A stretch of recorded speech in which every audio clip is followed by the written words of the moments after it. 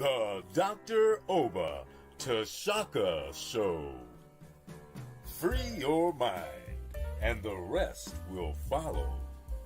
A show for all who are on the journey to discover the truths about their identity, history, culture, politics, spirituality, and family relationships.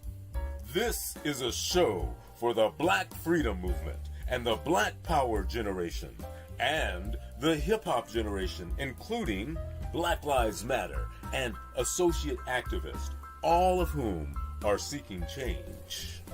Dr. Oba Tashaka and his guests are dropping knowledge and insight from his successful organizing, research, writings, and innovative thoughts, the best of which have piped into God's mind to lift you up higher and higher. To the bosses, OGs, rappers, influencers, and those looking to evolve from the constraints of misinformation and miseducation to build a foundation for personal growth, love, and mental freedom. Check out the wisdom of the O.R. Yeah, that's the original revolutionary, Oba T, who inspired 1 million black men with his rousing speech at the Million Man March, and who continues to fight, write, and speak the truth. Dr. Oba Tashaka is one of the deepest deep thinkers in the world today. A quote by Dr. Asa Hilliard. Dr. Oba Tashaka, then Bill Bradley, was the best leader organizer in the Congress of Racial Equality, C.O.R.E. An endorsement from Dr. George Wiley, Associate Director of National C.O.R.E. and the best organizer blacks produced in the 1970s as the organizer of the National Welfare Rights Organization. The Dr. Oba Tashaka Show. Free your mind, and the rest will follow. Good morning.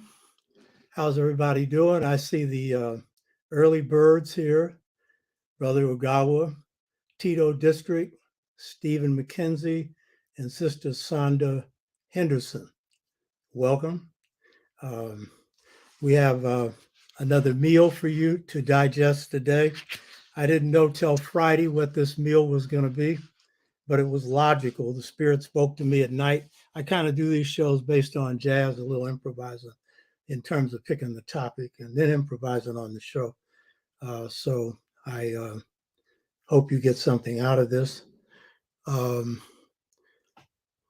First thing I wanted to do in the beginning of this show is to note something that's very important.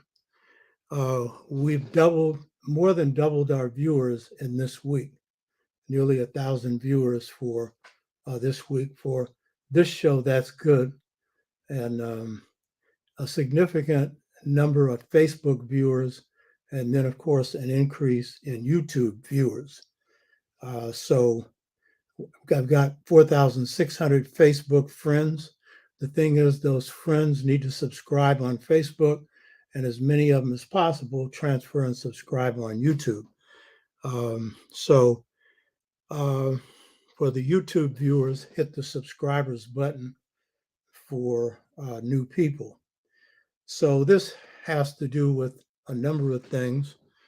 First of all, Brother Ogawa's good work in building up the Twitter following, and that's accounted for a lot of the improvement in our viewership over the last number of months. But then we did a subscription campaign about a week ago. That led to 1,600 more viewers, but that didn't account for the increase in viewership to nearly 1,000. That was really because we opened up our Facebook people. For a while, we weren't getting to them. And then when we did, I think people had to get the message and stuff like that. So now, we're getting the response on Facebook, and that viewership is even a little larger than YouTube. And we've just launched a another subscription drive, which is costing me money. And this will start probably the beginning of next week. So we'll see how that goes. We're featuring a particular show that viewers have indicated that they like to draw people into the show. This is all part of learning how to promote the show. I entered knowing how to put the message out. I knew I wasn't that good and still am not at the computer side. People have come in and helped me. And then I've been told certain things you have to do, and I'm doing them. All you have to do is tell me. I'm a good listener. To Brother Ifido Ojo Ogula, welcome. Glad to have you on. So that's the first thing. Show's growing, it's going to grow a lot more.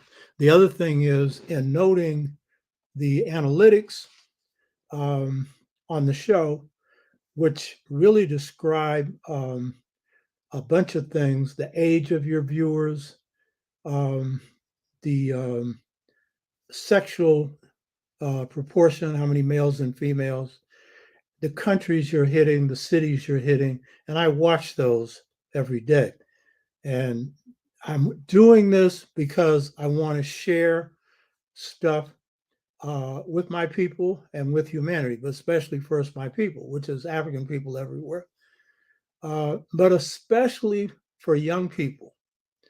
And if my demographics showed that I was hitting mainly 60 and 50-year-olds, I would shut this down because I'm not of the group in my age group that's satisfied with speaking to the choir, which is the same people that know a lot of what you got to say. Though my stuff's new, so I got a different spin, but still speaking to the choir. And so our demographic profile is we got 16-year-olds. The largest viewing audience is from around 16 to 40. And depending on the show, you'll have more of one than the other. But the largest percentage of viewers are in the younger age group from 16 up to 40. I just befriended a young sister from Tanzania 2 days ago, and she is 21 years old. And then I've had a lot of others who are younger or in that age range. So that's important. And I have no ego trip. I'm not doing this because I need any strokes. I spoke at the Million Man March. I've done a whole lot of stuff. So building a show where I'm building with a small number of people, that's fine because y'all are dedicated. And I appreciate that. We got a consistent group of dedicated viewers. But I'm trying to build a platform so that there's a larger group of people that I can reach, especially young people. And my motive is simple. I want to empower you. There's nothing else I get out of this. I put $25,000 of my money, and I just put another 1,000 into building this show. So this ain't about me. And as I've said before, I love my people more than myself, but I'm not dumb. That doesn't mean that I love everyone, because some ain't lovable.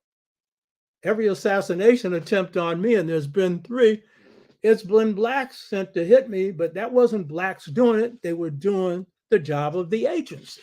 You know what agency that is. You know what I mean? And I'm not here by accident. So I'm saying this is a labor of love, and this show is about empowering you. My main concern, if you want to know my main motive, I hope people will use this in their communities to empower their communities. That's the real thing. You know what I mean? That's the real thing. And so if you go to the page, the Over to Shaka page, where I have all the shows, there are about 93 or 94 that have been done now, averaging between, in the beginning, 3 hours, now averaging 2 hours. And those are chapters in a book. And some of those are going to be turned into books. I've already planned some on the educational shows that I've done. I've already scoped those out. That's going to be a book. And then there's been series on the Anu, the first people in Kemet.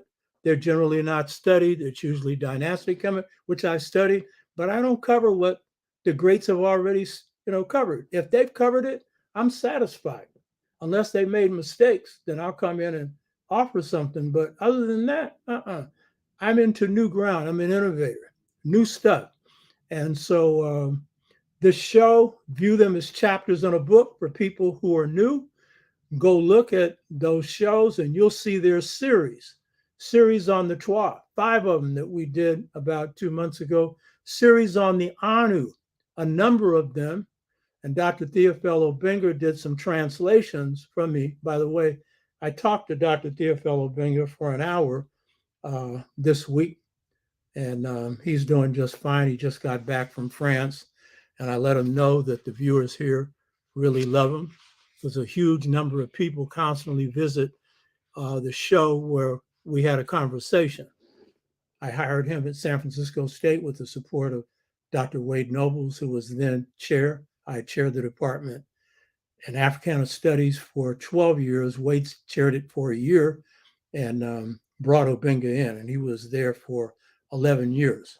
And so he's in the Congo now building up this university, which if you look at the interview we did with, really was a conversation that we had with Dr. Obenga, you'll see the university that he opened up. He went back to the Congo to build an African university, and he's got it set up on the first level with about 10,000 students.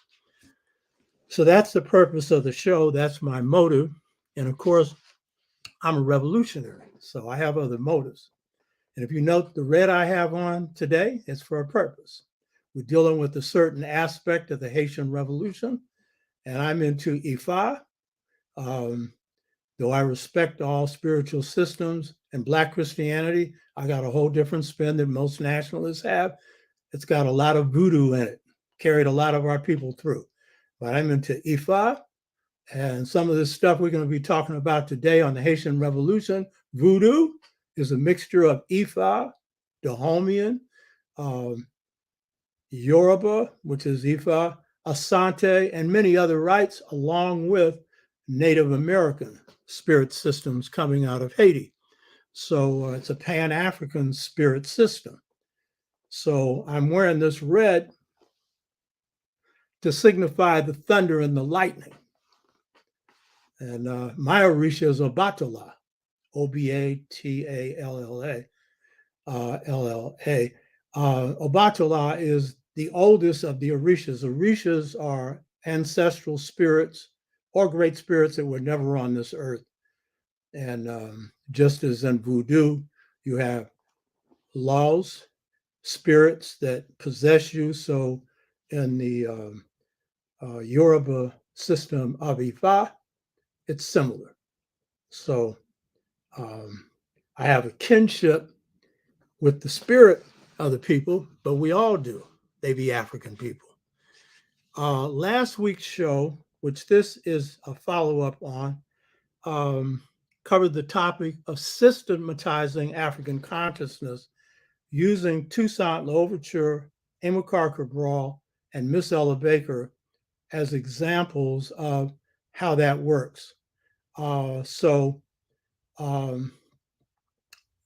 what I was doing is taking Black people from different parts of the world, the Caribbean, Toussaint, Cabral, Africa, Guinea-Bissau, Ella Baker, Africans in the United States, to show that this system of freeing the mind through the 6-fold stages to mental freedom, which is a foundational feature of this show that woke me up, that woke Malcolm up, that woke Cabral up, that if you haven't gone through it systematically and you're leading something, that movement's probably going to be in trouble. And part of what we'll be discussing today is certain contradictions arising out of slavery and colonialism that have to be addressed, some of which arise out of the Haitian Revolution, the rebellions in the United States, and the independence movements in Africa. And so we'll be focusing on both the strengths and the weaknesses of those movements. So that show last week was for the purpose of illustrating off the top the 6-fold stages to mental freedom. I say off the top because you have to immerse yourself in this to really understand it, because you have to apply it to yourself. African systems are known through practice. To know something, you have to be it. And so this intellectual stuff where you're just quoting stuff, That's just in the mind. But if it doesn't get in the behind, you're not going anywhere. You know what I mean? So, and in the talk and in the thought, you know what I mean? But the Western system is all about the thought. That's it. So, last week was taking these three figures representing three regions of the world to give an introduction to the sixfold stages to mental freedom,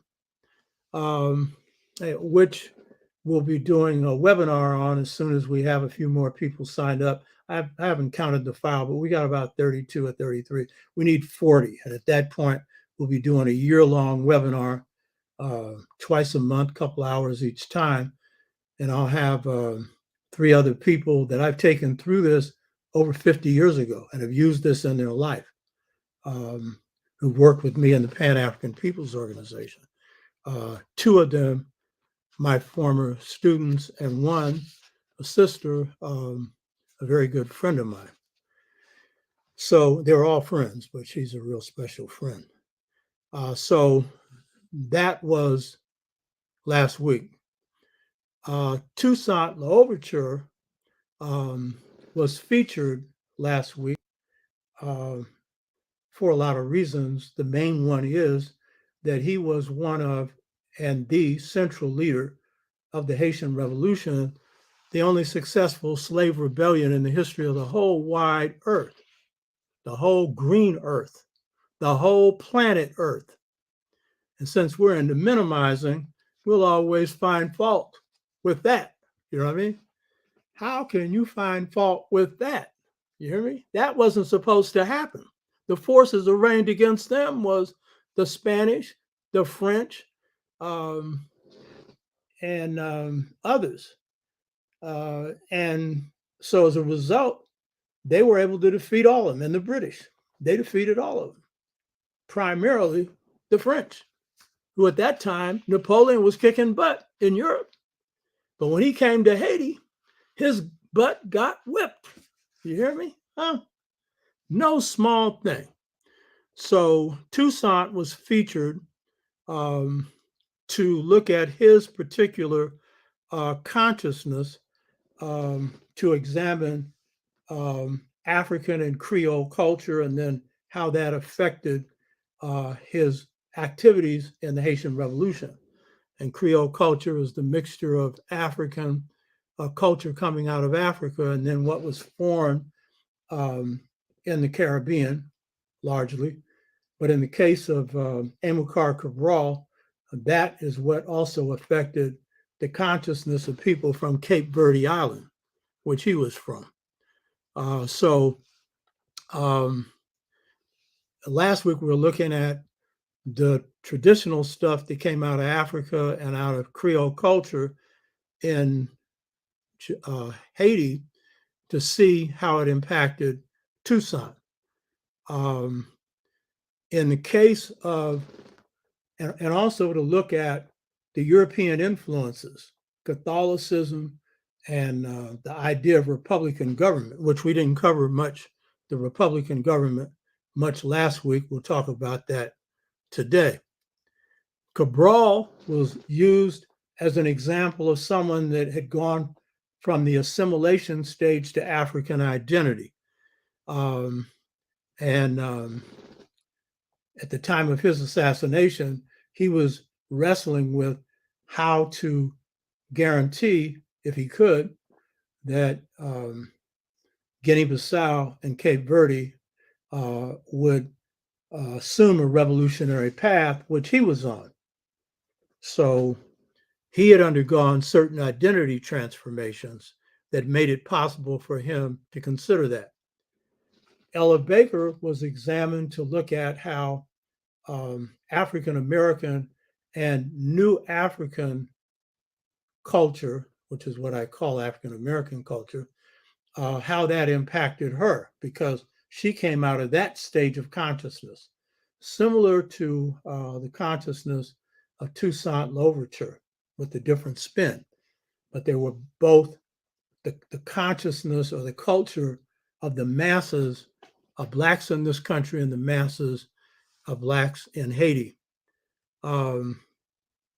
last week's show didn't go into the specific liberation struggles that each of these people were a part of because I wanted to focus on the culture and the stage of consciousness that came out of that and how that affected each person's commitment to the liberation movement. So that was like the overall thing.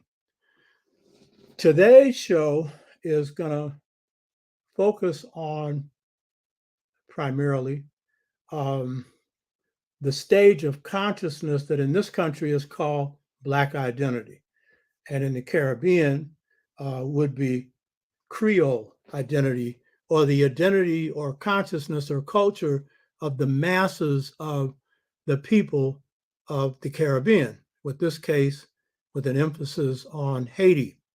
So this is important because our people have created a culture here. We haven't bothered to study it, most of us, and we bought in, a lot of us, to the Willie Lynch bull that Manu Ampin killed. He did a study, the brother we had on the show to deal with Martin Luther King, showing that there was no Willie Lynch.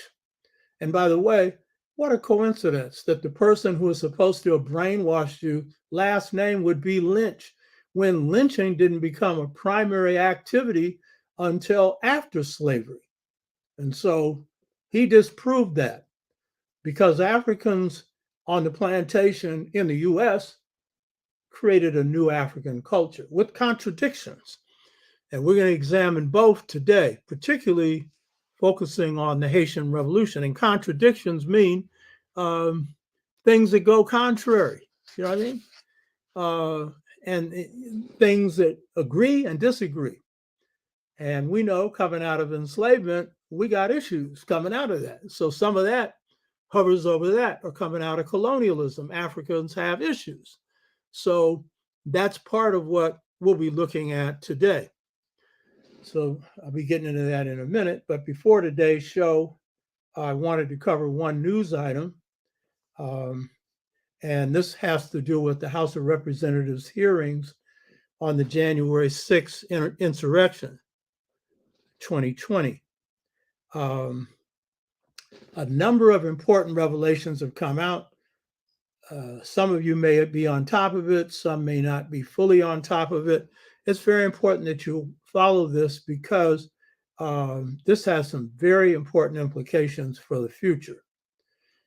So first, we've known that since Trump's defeat, he tried to characterize the defeat as a steal, even though we now know he acknowledged to a few of his advisors that he knew that he had lost. And he found a lot of ways to make money off of acting like he didn't, too, that he pocketed. But he also, I think, has illusions of grandeur and doesn't listen to what anybody tells him, because all his advisors told him he lost, except the ones who, wanted to please him. So we know that he took a number of measures to do his own steal by getting more votes brought in, which he asked for in Georgia, the precise number that he needed.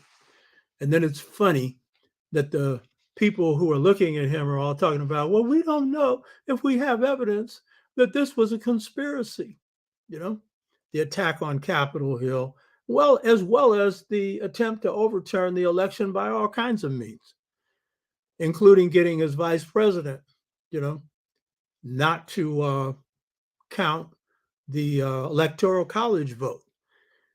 So, we know his overall position on that. And this has included a lot of other things that he's done since then that really endanger the outcome of both the congressional elections that are going to be taking place in the fall and the presidential election in 2024. So according to him, the election was stolen, yet Biden won 81.2 million votes and Trump won 74.2 million. That's a 7 million vote difference. We also know that studies have shown that when you looked at millions of people when it comes to whether or not their votes were cast legally, 1, 2, or 3 voted illegally. Because why would they? That's a federal offense. That's time in jail for one vote. Nah. And the few cases they've come up with, in most cases, one black woman they caught just made a mistake. You know what I mean? But so that's the myth that's been out there. What the January 6th congressional hearing on the insurrection has shown that this was about a week ago. Some of you have probably read this, some have not. That when Trump was preparing to speak at the Stop the Steal rally that he called for, calling on right-wing groups and others to come, he was disappointed with the number of people in the front row because Trump is all about media. And he was also disappointed that some of the people trying to get in, all of them had been required to go through a monitor, and a number of them had weapons. So they didn't come to sit down because they didn't want to part with their weapons. And some of you know, and some of you may not, Trump insisted that they let those people come in with their weapons. He said, they're not going to shoot me. That's telling you a couple of things. He was supporting an insurrection, part of which was armed. And secondly, aimed at someone other than him. Of course, he knew that. He had organized that, you know? So that's real important. You hear me? Hugely important. And by the way, this was the largest rally of all these hardcore, because all of them weren't hardcore, right-wing groups in the history of this country. This enabled a lot of them to communicate, and it gave them publicity. And this is the main thing they were looking for. Some people working with Trump on the Stop the Steal rally, people who were advising him, giving him the right-wing hardcore advice, like General Flynn, who was for a minute his National Security Council advisor, and Roger Stone, who's been a lifelong friend and a real creep. He's got Nixon, a tattoo of Nixon on his back. And I don't want to go into all the stuff he's engaged in. They met with right-wing groups at a hotel not far from the Capitol, not long before the January 6th insurrection. And so that is indicating that some of the people closest to Trump were interacting with these groups. And we know that when Trump was interviewed at one point, he told the Proud Boys to stand back and stand ready. And then the head of the Proud Boys, who turned out to be a police informant, Cuban exile, black, by the way, though not black-minded, he sent back a message, we stand ready. And then they began to systematically plan for this January 6th insurrection. So at the insurrection itself, paramilitary groups, particularly the Oath Keepers and Proud Boys, had over 200 well-organized, well-trained people there who were the first to storm the Capitol. Now, you might think 200 is nothing. I ran a movement of 10,000 people on 100 people. That's all you really need, 100 disciplined people. We've done African Liberation Day rallies of 25,000 to 30,000 people, and we didn't have anywhere near 100 people securing them, maybe 15 or 20. So that was the nature of that. So if you got 200 and they're coming with various kinds of equipment, and a lot of them had stored weapons on the side, then they are there for some direction.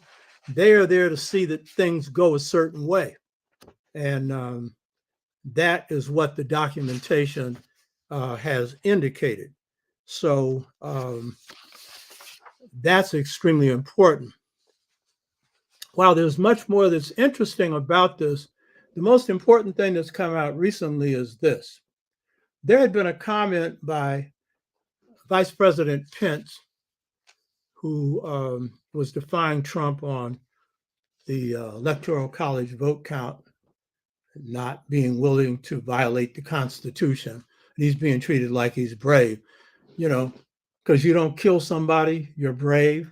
Because you don't violate the law, you're brave, especially if you're going to get caught. You know what I mean? But Pence made the comment early on in these hearings that after the Secret Service ushered him out of the Senate when the Capitol was being invaded, he said they tried to rush him into their car and he refused to get in.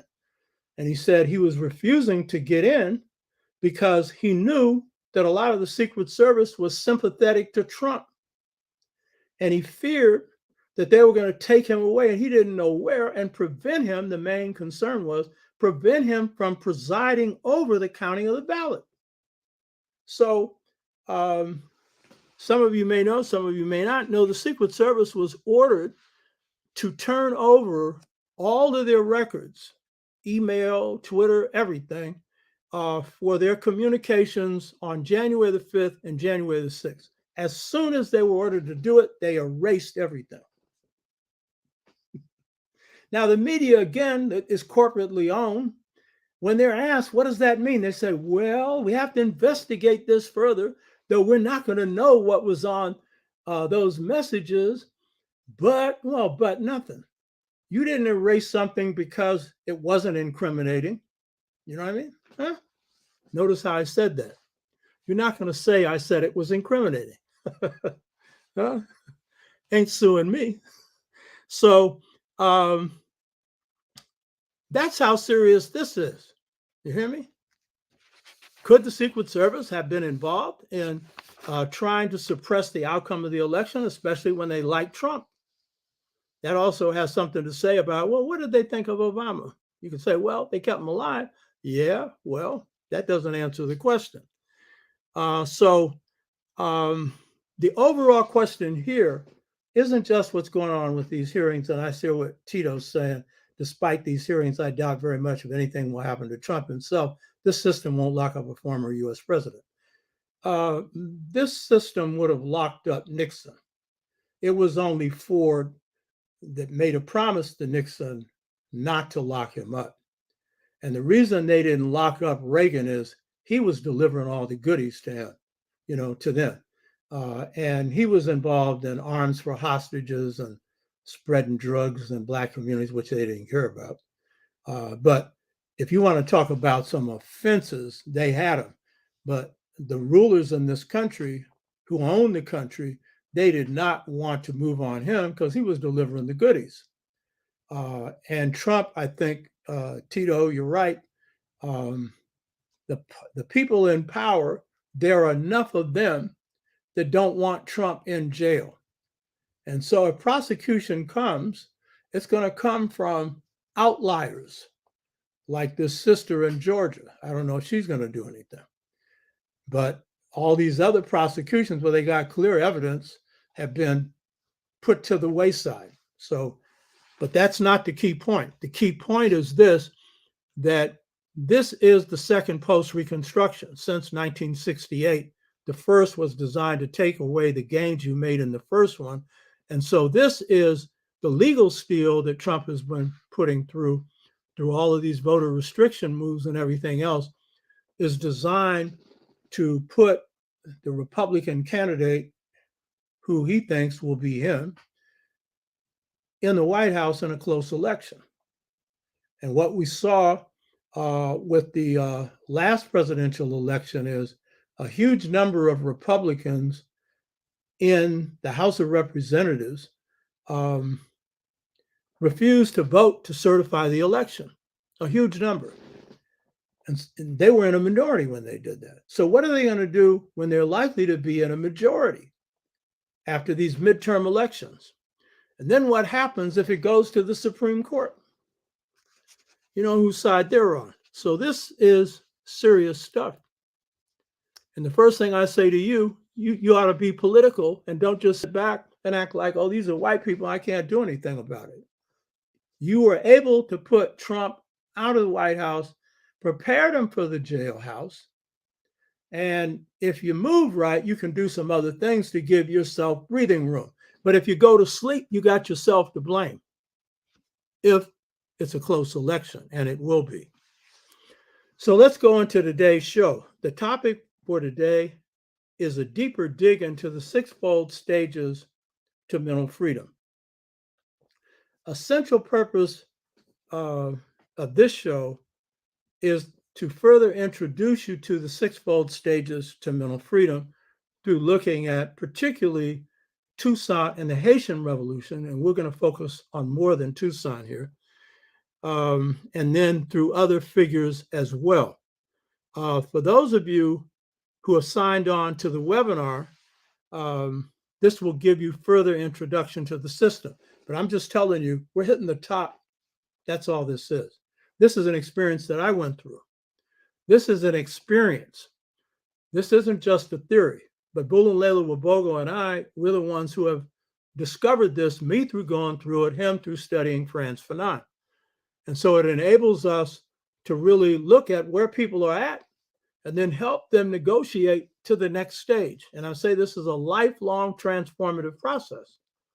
It's just like anything else. If you stop working on it, you can slide back. So what I want to do today is to explore some of the strengths and weaknesses of Black culture, which is the culture of the majority of Blacks in this country, and Creole culture, the culture of Africans in the Caribbean. And that is also the culture, as I just pointed out a few minutes ago, of the people of Cape Verde, which Cabral was descended from, even though he was born in Guinea-Bissau. Both his parents were from Cape Verde. So that is also to give us a look at the strengths and weaknesses of the popular culture of Black folks, particularly in the US and the Western Hemisphere, and then of Africa as well.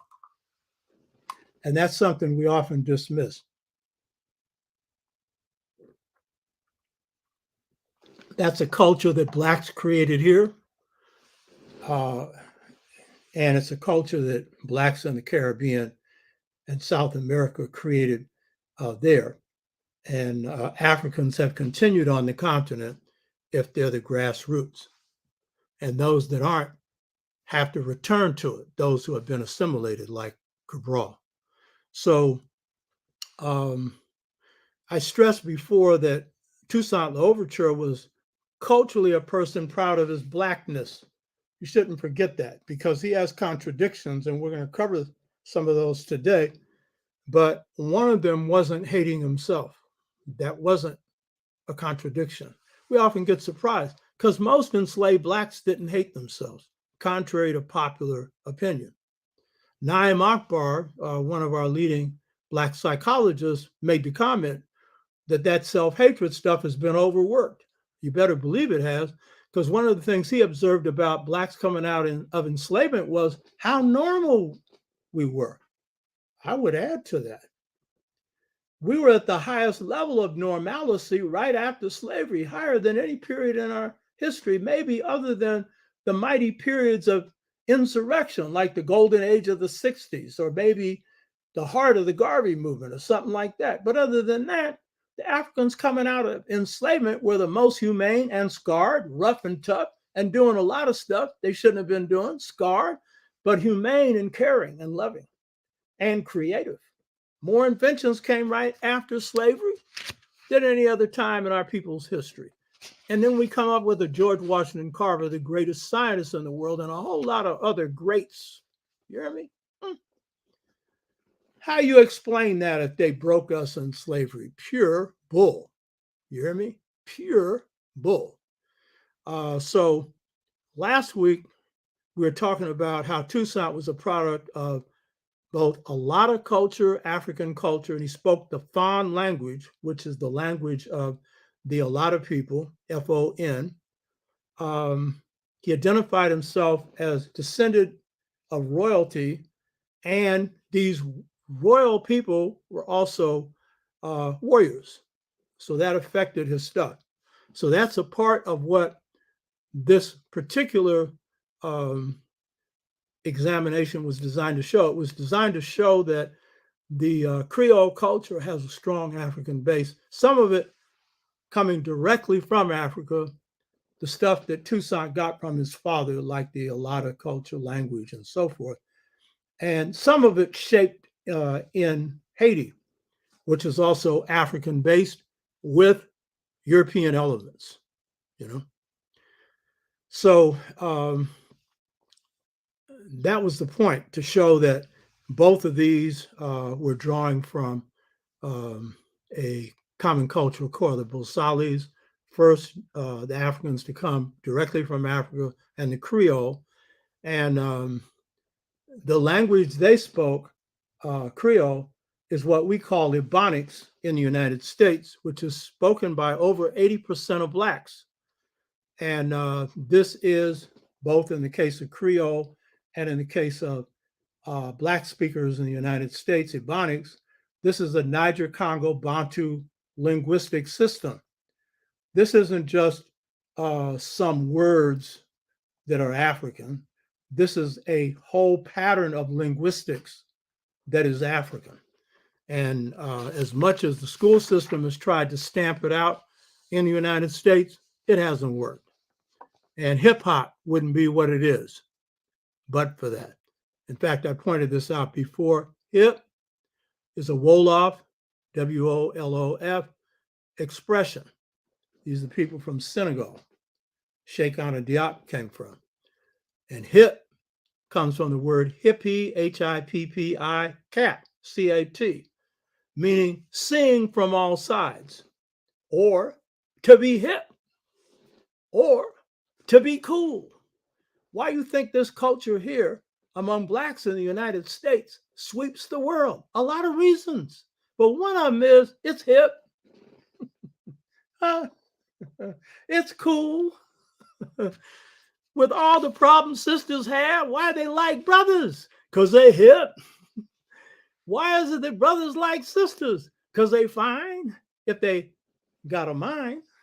If they're seeing themselves through somebody else's eyes, well, then that's another problem. By the way, I got that hippie cat thing from Dizzy Gillespie. Another aspect of this deep culture that Blacks have created here. So last show, it was probably surprising for people to hear that Toussaint was a high-level voodoo priest. And he had the power, supernatural powers, to communicate with the good spirits, which meant he was a good person. But the common view of Toussaint has been that he was assimilated. If he was, it was in primarily Creole or New African culture, and the African culture that he learned from his parents, especially his father. And then, as I noted before, the mixture within the culture of the Caribbean, expressed especially by Toussaint, the hybridity. Hybridity means mixed, and it means Hybridity.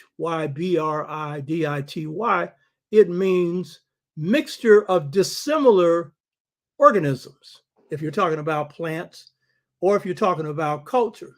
And so when you take, with Toussaint, he had Christianity up in there, and he had French. And then he had some forms of government that was called Republican that he was looking at, coming from the French, that had come into being when they overthrew the King of France during the French Revolution. So this was the nature of the mixture that Toussaint was dealing with, that some other Africans were, but Toussaint especially, because he came from the privileged ranks. And as a result, they were more affected by the European culture or the French culture. But we'll see just how far that infected them. We'll see.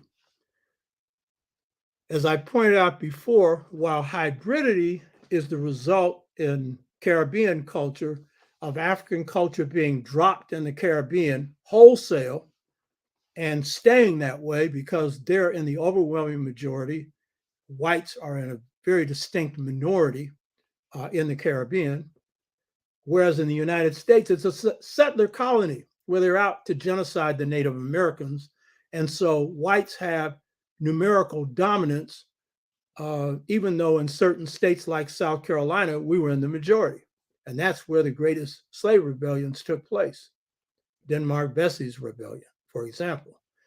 So in this setting, it wasn't just a case of dropping your culture in there and you can just go ahead and move with it. And then you've got this other thing on the side,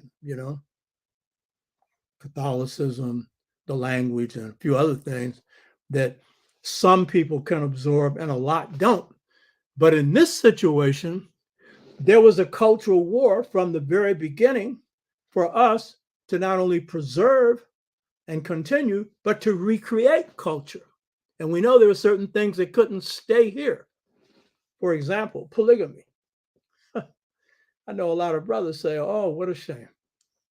You mean I could have 3 honeys instead of 1? Have you got the money for 1 honey? And do you have the psychological readiness to handle that? Are you sure? But I know a lot of brothers would say, oh, ain't that a shame? So that one was hard to maintain. You know what I mean?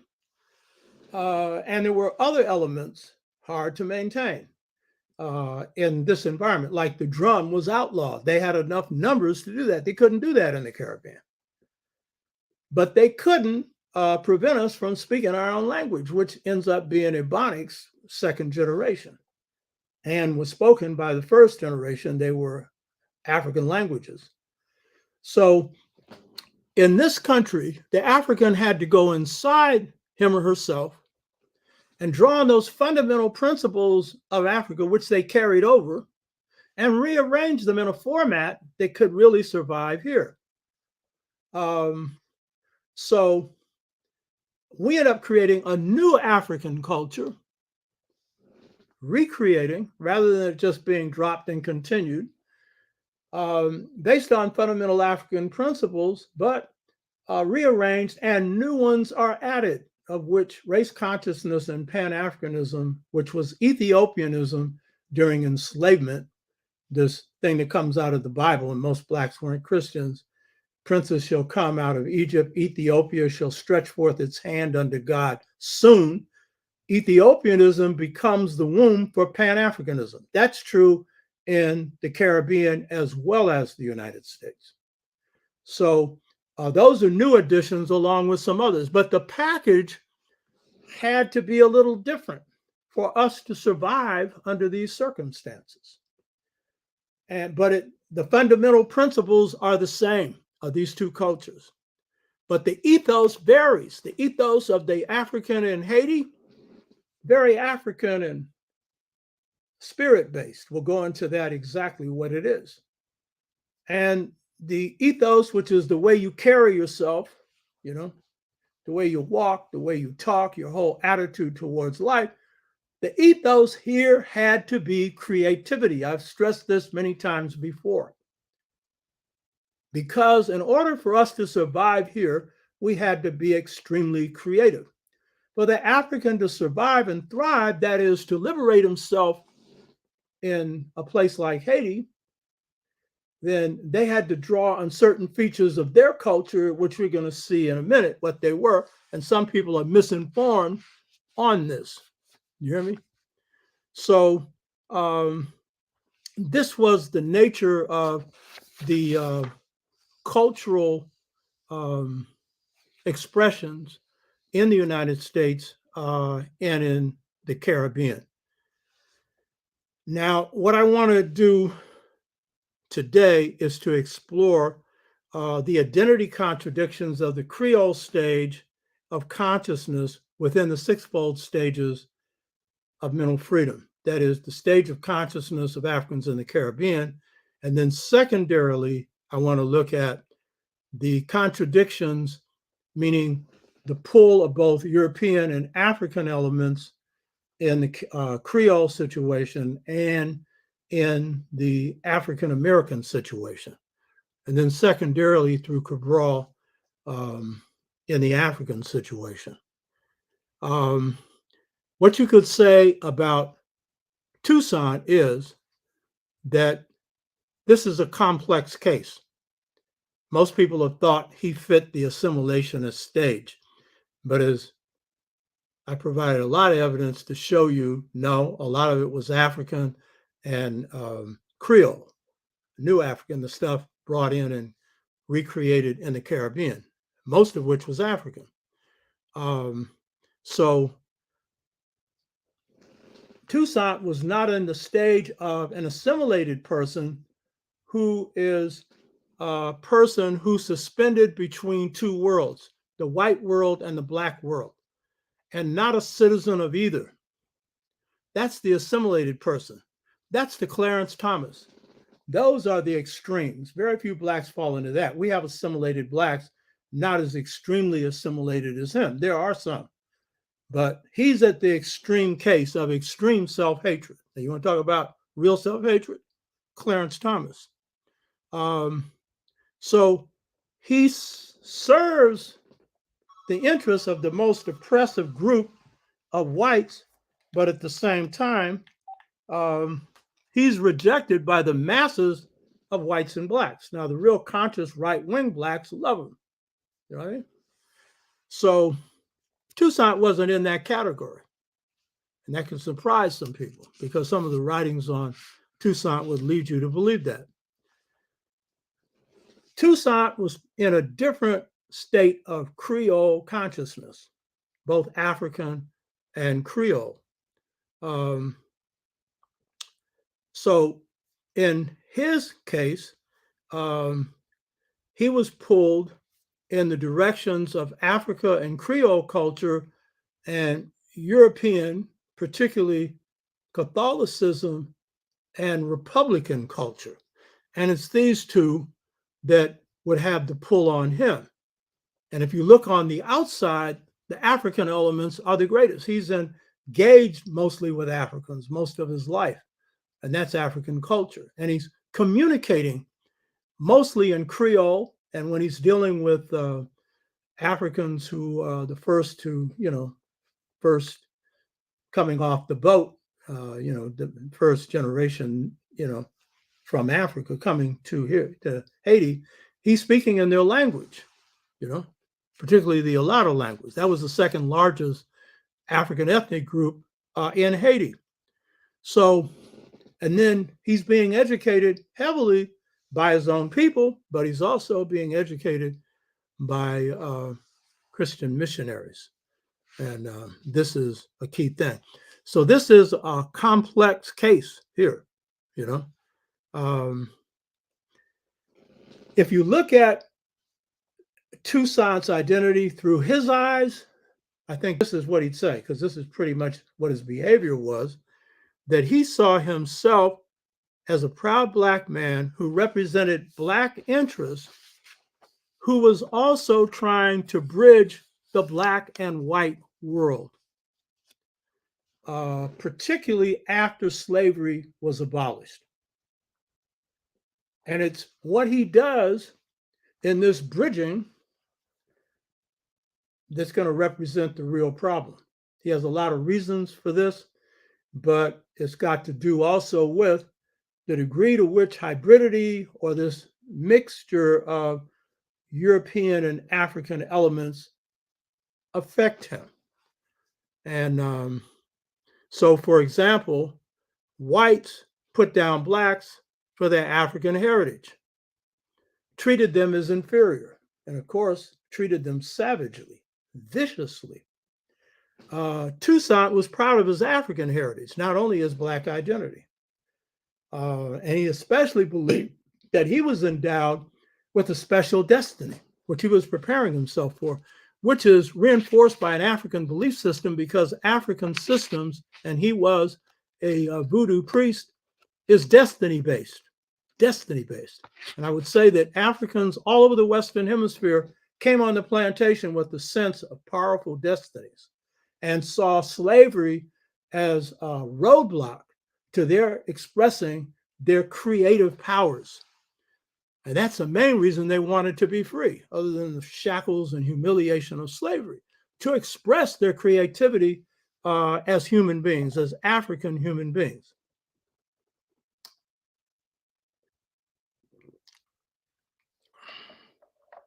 One of Toussaint's major teachers was an Alata elder who he adopted as his father and who adopted him as his son. He was a Bosali, came directly from Africa. His name was Pierre Baptiste, Baptiste. He was a wise elder. He held the position of doorkeeper on the plantation. He taught Toussaint to think in proverbs, which is the thought pattern of Africa and of African Caribbean people. My wife has got a whole bunch of sayings coming from her grandmother and from other African Caribbean people. And these proverbial sayings are really designed to develop your creative thinking skills, because it requires you to take a symbolic statement and bring it down to earth and figure out what it means. And so Toussaint liked to speak in those patterns and thought a lot in those patterns. Of Pierre Baptiste, Toussaint said, quote, "He was the only man he obeyed unconditionally." You don't really know what that means. Toussaint didn't obey anyone other than his father and his mother. Toussaint was a force unto himself. That was both strengths and weaknesses. We'll get to how that worked a little bit later. But again, show the contradiction of the European and the African cultural elements. Pierre Baptiste was also one of the Black worthies. That's what they were called, who led the Black Catholic congregation in prayers in C.O.R.E. So like Toussaint, he had been educated by the Jesuits, and he also taught Toussaint algebra. He taught him geography. He taught him history. He taught him some basic skills that he needed as a leader. And there was a great love between them. So this is, again, complexity. Get this straight. You know what I mean? To understand Toussaint is to also understand that on the Breda plantation, he was a carriage driver, but in the absence of the plantation owner, he ran the plantation. And that's because of his brilliance and because he was able to mediate between the Africans and the whites. And he did a good job of seeing that conditions were improved for Blacks. But he also improved his own position to the point that he got emancipated before slavery, the end of slavery. Most people don't know this. But he stayed on the plantation after emancipation. Why? Because his wife was enslaved. His children were enslaved. Now, a woman that played a role in his family as mother, they were enslaved. So he stayed there to protect them. So that's saying something about the character of this man. It's also saying that family was central to him. And he had great love for his family and showed it and protected them in every way possible. He had, when his mother and father died, he had a Creole elder African woman to come in and serve as the mother of the family. And then he took care of her throughout her life, always saw that she was cared for. And so that was the extended family community culture that both his uncle and this adopted mother assumed. Again, practices we have coming out of enslavement and had been real strong in Black communities up to the 80s. It's still there, but it was much stronger before drugs hit our community. And then Toussaint was opposed to slavery. He was sensitive to the suffering of Black people. He knew the experiences of slavery. He knew that it was savage and inhumane. He was freed of being whipped and brutalized, and he was able to keep that down on the Breda plantation. But he knew that this was the experience of Africans, and it was his. His own sister was sold from him. It took him many years to find her. So he described the system of enslavement as the inhuman system that tore away son from mother, brother from sister, father from son. So Toussaint walked the African and Creole world trying to represent the interests of enslaved Blacks to whites.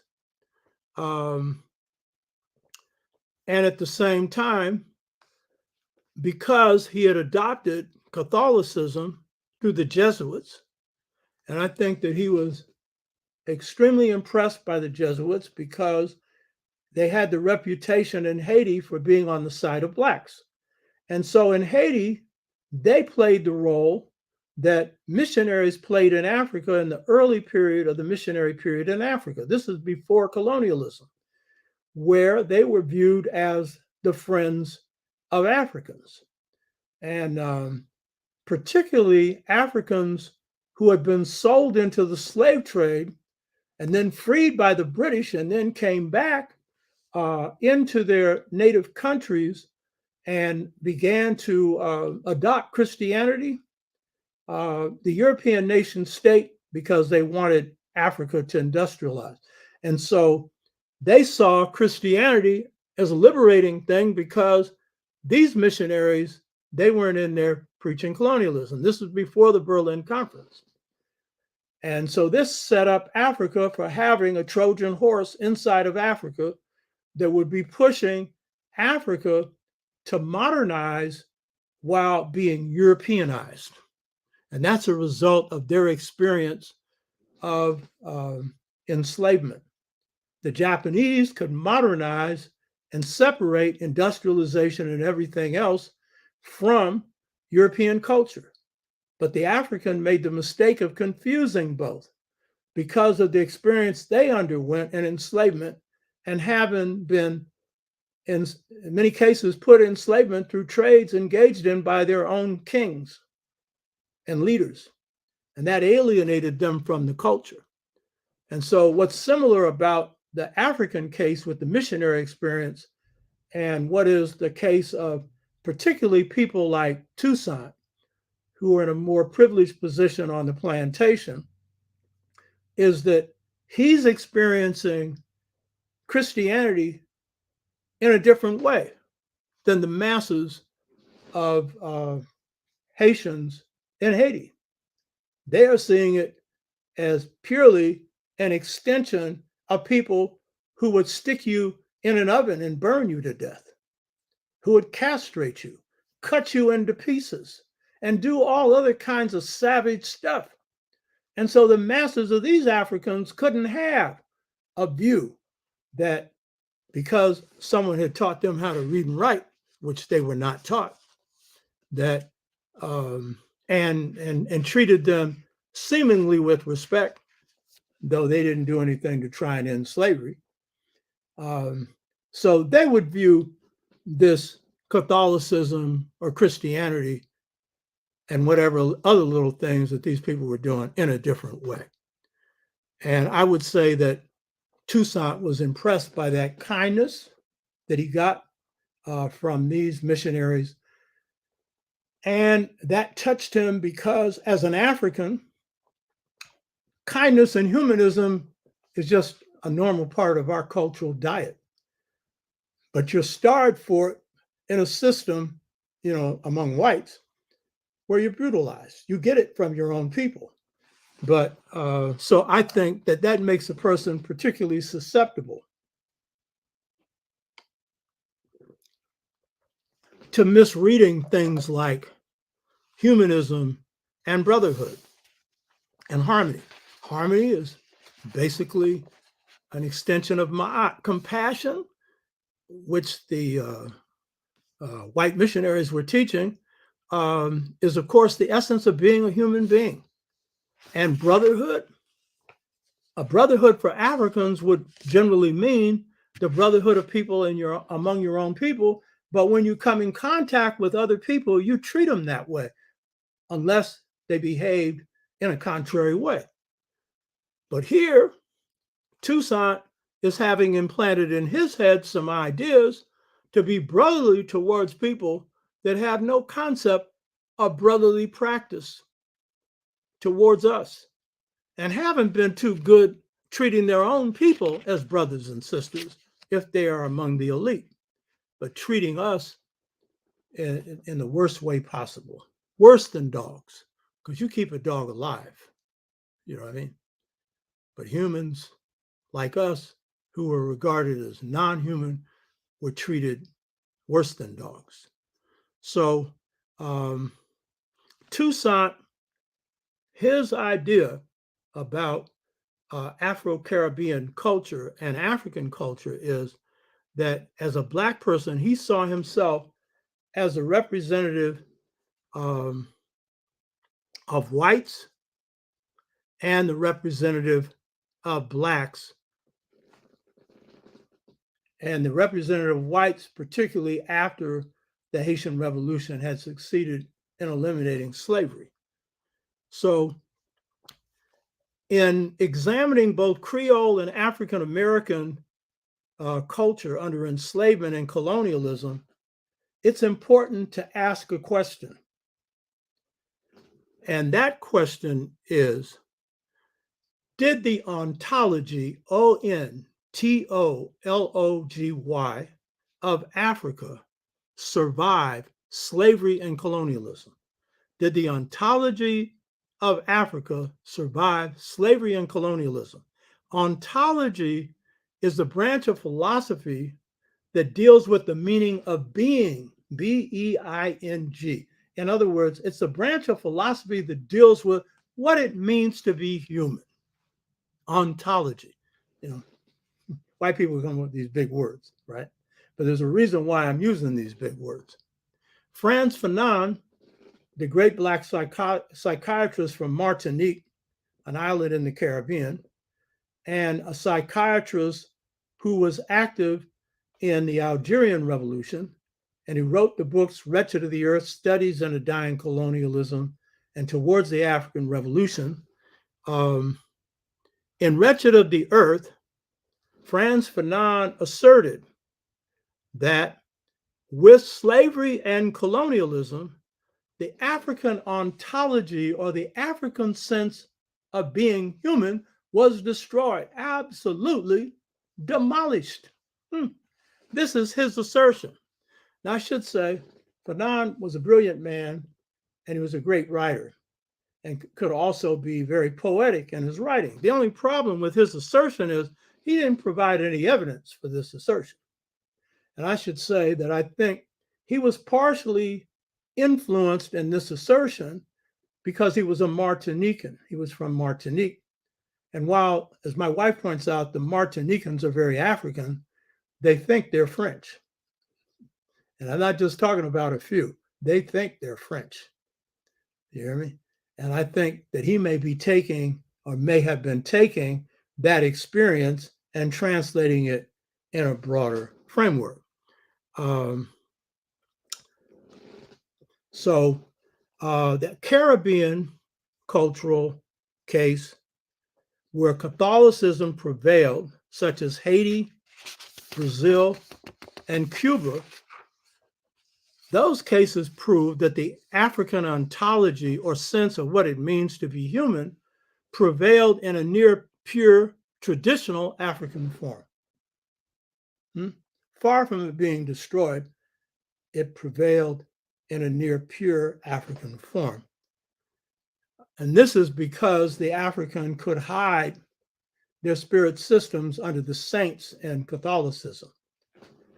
In the case of enslavement in the Caribbean and the United States,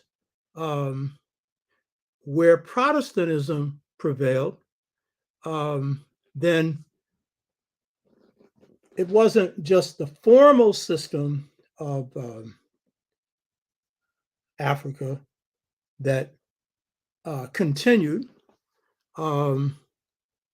but it was the essence of this system, and it prevailed in certain forms. So the essence of it prevailed in the Protestant countries, but not in the formal way they prevailed in the Catholic countries.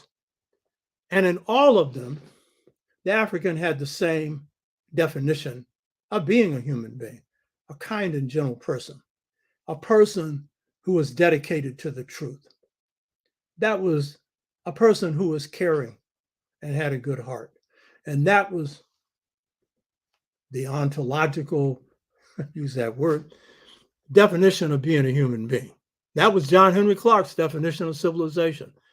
To be civilized is to be civil. That's a Southern Black definition. John was a true Black gentleman, and in every sense, dressed like one, took care of himself like one, always tipped his hat in the presence of women. I was listening to an interview with the Superman among men, Paul Robeson, recently, one of the great giants we produced, Phi Beta Kappa scholar, all-American athlete, football player, lawyer, artist, singer, linguist, revolutionary, you know? And when you hear him speak, very polite, the way the Southern Black person talks. Go to Mississippi, savage land. And what will you find with Black people going to a restaurant? Because I'm speaking from experience. And you got a little brother or sister working in there. What do they say? Sir, can I take you to your seat? Sir? You hear me? Huh? Yeah. That's humanism, you know? So this form of this remained in the Protestant countries. It just wasn't pure, but its essence was the same. Except for the assimilated elite that in some cases took on a despiritualized view or just viewed themselves as whites and behaved like that in various ways. So what is the essence of the African ontology or sense of what it means to be human? What is it? What's the essence of this? And this is real key, because if you get into this and really understand this, then you'll understand how prevalent this understanding of what it means to be human is among African people. The essence of what it means to be human for African people across any kind of alien religious obstacle like Christianity, Catholicism, or Protestantism, or Islam, the essence of this can be described by one word: spirit. Spirit. Now, African historians, particularly philosophers, will make this point. African humanism does not depend on African religion. Correct. But there's no such thing as African religion, because that would be a book, a prophet, and rules and laws. We don't have none of those. So we don't need a book to tell us to speak the truth and do the truth. It's in our heart. You hear me? Those aren't laws. Those are eternal truths that spring from the soul. So spirit, for all African people, is a vibratory force. In the hip-hop generation, I feel you. That's the force you feel. And your most sensitive Black people, when they move into any environment, that's the first thing they do when they're negotiating that environment, is to get the feeling of the spirits of the place. And sisters are best at this. They're best at this. And when something's wrong, and some brothers too, they will tell you. This person with the smiling face, evil lurks within. They'll tell you right away, you know? Why? Because spirit is the essence of being human. And if you're not behaving in the way of the good spirits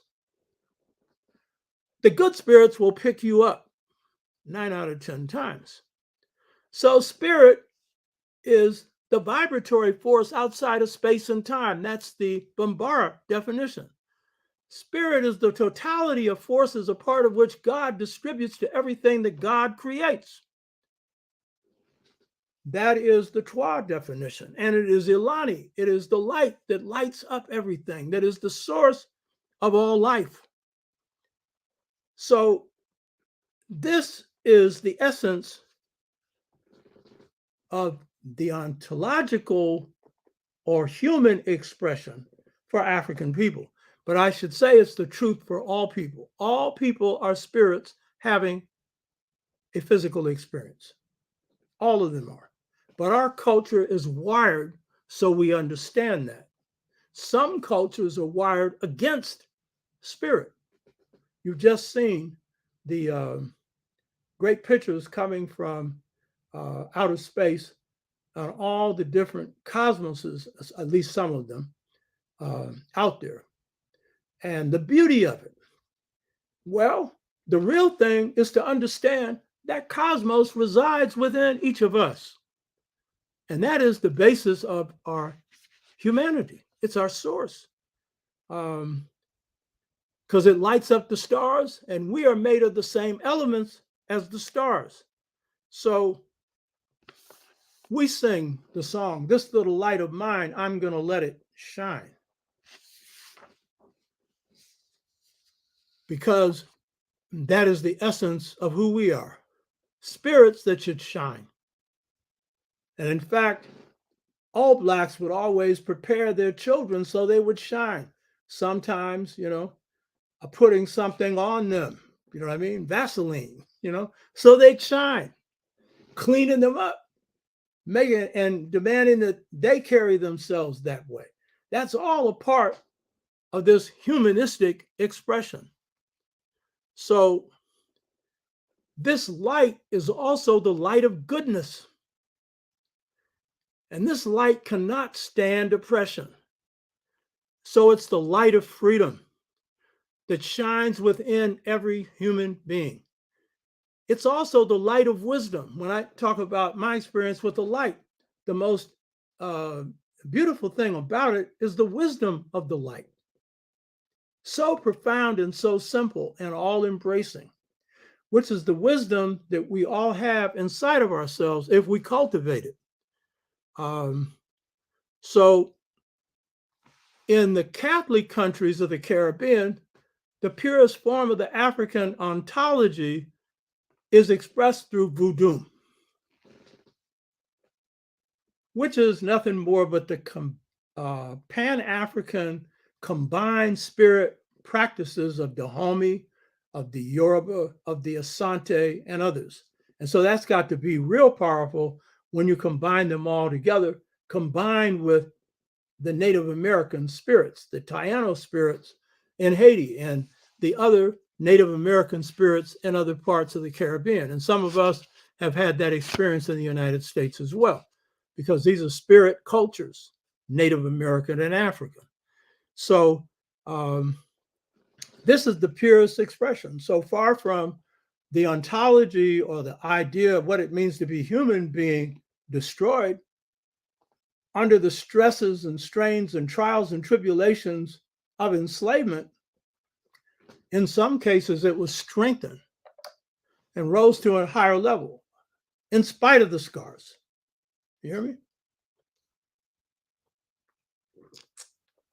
The African in Haiti today is one of the most Africans on the planet. And what I was suggesting before, when you look at their ethos of how they carried themselves, their ethos is an African ethos. It's a proud ethos. It's an ethos that will not accept restrictions. These Haitians are always fighting. And they had to go up against the entire Western world. They defeated the French, the English, and the Spanish, especially the French. But then they had the imposition of a reparations on them, which their leaders should not have succumbed to. Of course, they would have faced an invasion, but I don't think France had the heart to go through that again. But if they did, better to fight and die than to be walking around a slave like that. And then the American invasion. And then every time there's a crisis, America uses it for invasion, including Obama. When, they had the earthquake there, Obama is sending in the military. And I was telling my wife, I said, what the hell you sending in the military for a rescue? And then put two of the worst people on Haiti, George Bush II and Bill Clinton, in charge of it. And Bill Clinton has been responsible for putting pressure on the Haitian government so that tariffs on wheat, and rice, particularly rice, were knocked down so that his state, Arkansas, could profit from that. And then later said, yeah, I did it and I'm sorry. He's always apologizing for something he's not sorry for, And, George Bush, who forced Aristide out of office, with General Colin Powell, whose people come from Jamaica, delivering a false message that if you don't leave, they're coming after you. Nobody was coming after him. One of the greatest leaders Haiti has produced all kinds of good for Haiti in terms of institutions and everything else without hardly any money. And he happened to be a Catholic, by the way. And in this case, his love for African people prevailed over any notions of Catholicism that might have turned him the other way. So Haiti to this day is facing what they should not face. As I pointed out a couple of shows ago, 20,000 of them being deported by Biden. And we're sitting up here with our mouths shut. We should do everything to get this country to get their hands off of Haiti. Let the Haitians do their own thing.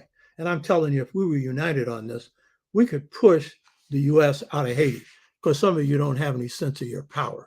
The strategic interests of the United States are not exactly centered on Haiti. We could make it our issue and do something about it, just to help them give the breathing room so they can do something for themselves. So spirit is the light of goodness. Spirit is the light of freedom. Spirit is the light of wisdom, and it's most purely expressed through Voodoo in Haiti, Santeria in Cuba, and Candomblé in Brazil. These are all African forms of voodoo or African spirit practices. In the US, the primary leaders on the plantation were diviners. They were Obia men and women, as they were in Jamaica, as they were in other Protestant islands of the Caribbean. And so they're the closest thing we had to the voodoo system and leaders of the Catholic countries in the Caribbean. And they were systems for divining our destinies. And this was also very key. They were systems for healing. As Du Bois said, the healers of the sick. They were systems for when people were expressing great sorrow, for comforting them, and for giving them advice on slave insurrections. And I really want to stress this. Spirit is so central to the African ontology and the new African ontology that there has not been a major resistance movement, and I'm saying major generally, that hasn't had spirit up in it. Spirit has to be combined with the politics. That's the nature of the African, wherever they are in the world. The Garvey movement, one God, one aim, one destiny. Regarded as a Black Moses. King MLK, spirit man. Malcolm, and a political man. Malcolm, spirit man, political man. Ella Baker, spirit lady. She didn't use her spiritual orientation to enunciate principles, but it's what gave her a sense of being. She came out of that reality where Black women rule, because her mother came out of this Black church experience in North Carolina. And as she said, Ella Baker said, the Black church holds the aesthetics in the Black community. So for her, it was the beauty. And if you saw how this woman carried herself, she called Southern Blacks, this is generally the rule anyway, Miss, MS. You called her Miss. You didn't call her by her first name. And she always dressed like royalty. She going into the deep, savage South, and she's carrying herself like royalty. So the topic for this discussion is the strengths and weaknesses in Black and Creole culture. So the most importantly, spirit is the most important feature of African expressions of humanity, no matter what the so-called religious, and I'm using that just to define that area, definition may or may not be. You know what I mean? And so that is what drives it. And so the Black church is different from the white church in the United States because spirit has been the primary thing that drives that experience.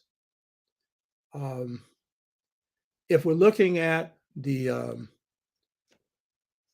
Azusa revival, the Pentecostal revival, which is the one area of so-called Christianity in this country completely created by Blacks, it's nothing but a system of spirit possession. The whole church experience for most Black churches is about raising the spirit. So you can say what you want about it. It's carried our people through. It's carried our people through. I'm not a Christian. I used to be one, and not a very serious one, because my family was not, quote unquote, religiously oriented. And I picked them in heaven for that reason. But I recognize the power of that for our people. It's their creation. So spirit, quiet as it's kept, is at the essence of what it means to be human, to be in contact with that higher force that resides inside of you. And this transcends all ethnicities. It's just that the cultures of the West have despiritualized everything. And so turn people against spirit. So they're having their dreams, they're having their visions, they're having their spirit experiences. And if they go to a psychiatrist, it may be treated as, well, there's something wrong with you and you better be careful because you could get committed if they have a place to commit you. Because in California, that ain't going to happen too much. Because Reagan just pretty much let people who are mentally ill out on the street. There ain't nothing mentally ill about expressing your higher powers. You hear me? So tuning in to the higher forces that reside within you, following those, expressing those, being those, that's the essence of being human. As the Kemites would say, we're all gods walking on this earth. All people are. The African culture is designed that way. And some cultures are so ungodlike that it's impossible for the people expressing them to even consider it. So for the Haitians, their culture by second generation was mixed with an African sense of humanity, for the majority of them prevailing, and their greatest cultural strength derived from their Voodoo cultural base that served as the primary motivation for their drive for freedom. This is where a whole lot of people get it wrong. They want to treat the Haitian Revolution as having nothing to do with Voodoo. Huh? Yeah. Well, I'm sorry. That's not how it works, because all resistance movements are an expression of culture. And so whatever is predominant in your culture That's what you're going to be inspired by when you rise up. You understand?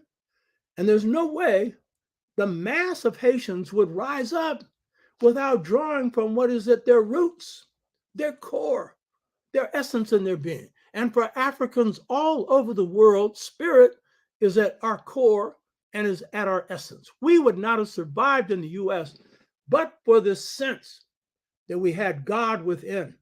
And that was the power we drew on in the cultural war we waged on the plantation.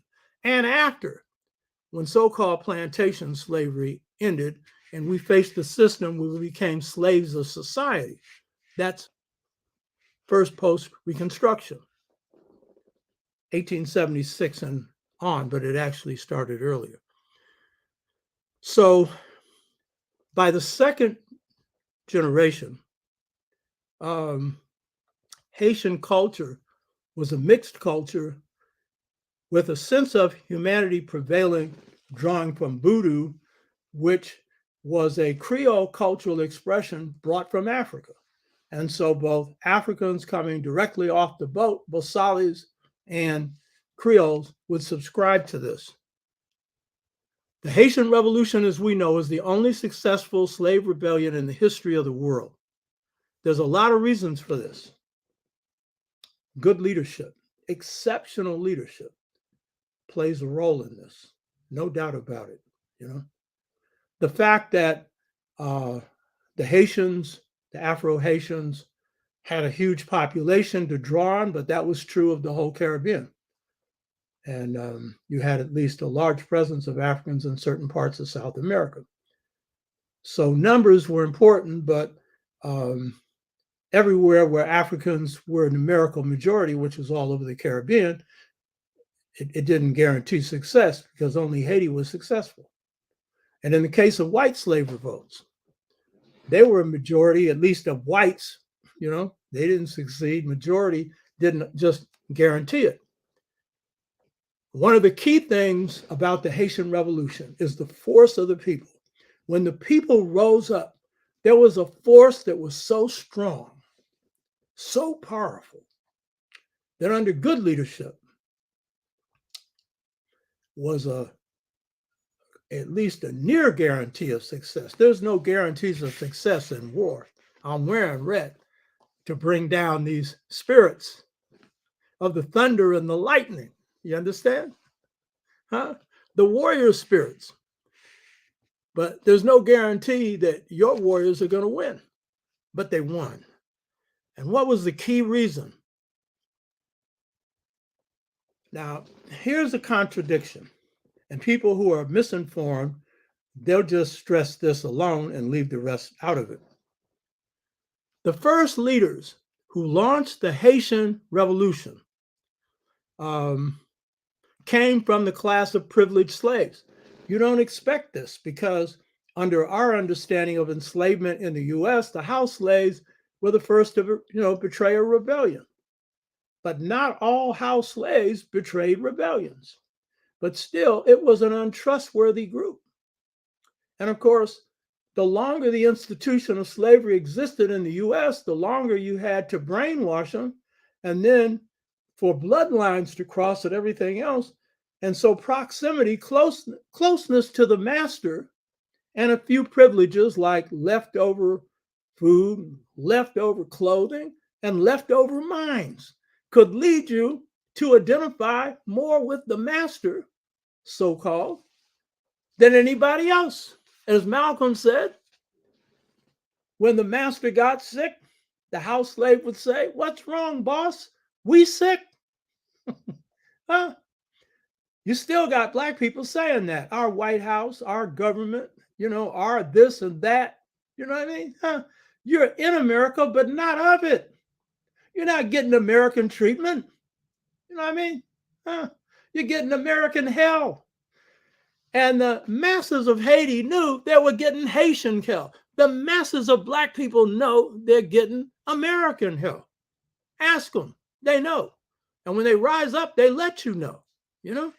So how is it then that in Haiti, the leaders, at least the first leaders, of the rebellion came from the privileged group. Those are the ones that didn't have to pick cotton, you know what I mean? Or whatever, grow sugar, which was their thing in Haiti. They came from the privileged group. You say privileged compared to other blacks because they were all slaves and there's no privilege in that. But they came from the group of valets, coachmen. They were men like Toussaint Louverture, Jean Francois, and George Bissau, Biassou, George Bissau. These all became leaders in the Haitian Revolution and others, you know. So they came from what was supposed to be the most brainwashed, privileged, servile class, according to the history of whites. But you see, the African ontology was strong with them. Their sense of humanity, and it came through their culture. So these were the first Africans to burn down the plantations. Yeah. But they were supposed to be servile because they smiled and said, "Yes, master." But did a smile mean agreement? Did submission mean that they were submitting? That is, when they were going along with something, or did it hide a desire to resist? Was a smile happiness? What slave could be happy? Or was it really a frown? Was a yes really a no? Was care and concern really concealed hatred? What did these so-called privileged blacks dream? We knew the minds of the so-called master. They didn't know ours. To this day, they don't. You hear me? So the ontology, or the sense of being human of the Haitian people, was expressed at its highest form through Voodoo, but it was expressed in all areas of life of the Haitian people. Now, the one privileged African who I left out of this up until now, because I'm reserving him for the spot he deserves, was a coachman who was one of the fiercest leaders of the Haitian Revolution. His name has been called different names, but generally one, Zamba, Z-A-M-B-A, Boukman. He was a carriage driver on the Clement plantation. He was also known as Dutty Boukman, B-O-U-K-M-A-N, or Boukman Dutty. He was a driver on the Clement plantation. Now, this is a picture of him. This is him. First of all, you'll say he looks like a Jamaican, don't he? You see that there? Huh. Well, hold that up. Take a good look. See those dreads? Huh? See that face? Well, guess what? Dutty Boukman was an African born in Jamaica and sold to a French planter in Haiti. And he was a voodoo priest of a high order. He's the one that initiates the Haitian Revolution. So don't be running around here talking about, because I hear people talking about, voodoo didn't have anything to do with the Haitian Revolution because they're viewing revolution through white eyes and they haven't studied it. Do your homework. You hear me? And you know, where in the world that African's going to have a revolution at that time in spirit, it's going to be all up in it, all around it, all inside of it. So he was a voodoo priest who held secret meetings with other enslaved Africans to plan this rebellion. Now, Boukman came out of the Maroon tradition that was strong in Jamaica, strong in Haiti, strong in the Caribbean. We had it in the US where Africans could escape and go to the swamps in Louisiana, other places where they could hide out. But petty Maroonage was the main form of resistance in the US, that is, running away from slavery. Maroons were Africans who practiced traditional African culture, and if they were engaged in a revolt or if they ran away, they would go to the mountains where they could, and they would establish free communities and under their own leaders, and very often reproductions of African leadership. So African kings and stuff, they were maintained under Maroon traditions. And so this is another aspect of Creole African culture in the Caribbean, the United States, especially in the Caribbean. And so Boukman Dutty carried this tradition from Jamaica, but he had the same culture as the culture of the people from Haiti, worshiped the same gods, was the same master in this spirit system of voodoo. So after secret meetings, a meeting was held in a place called Bois Caman, Boiscaiman. This meeting was held on August the 14th, 1791, led by this man. And this meeting was also presided over by an African voodoo priestess, Cecile, C-E-C-I-L-E, Fatiman, F-A-T-I-M-A-N. And this is the male-female thing, because in voodoo, sisters are a priestess as brothers are priests. And that's true in all African systems. It was true in Kemet as well.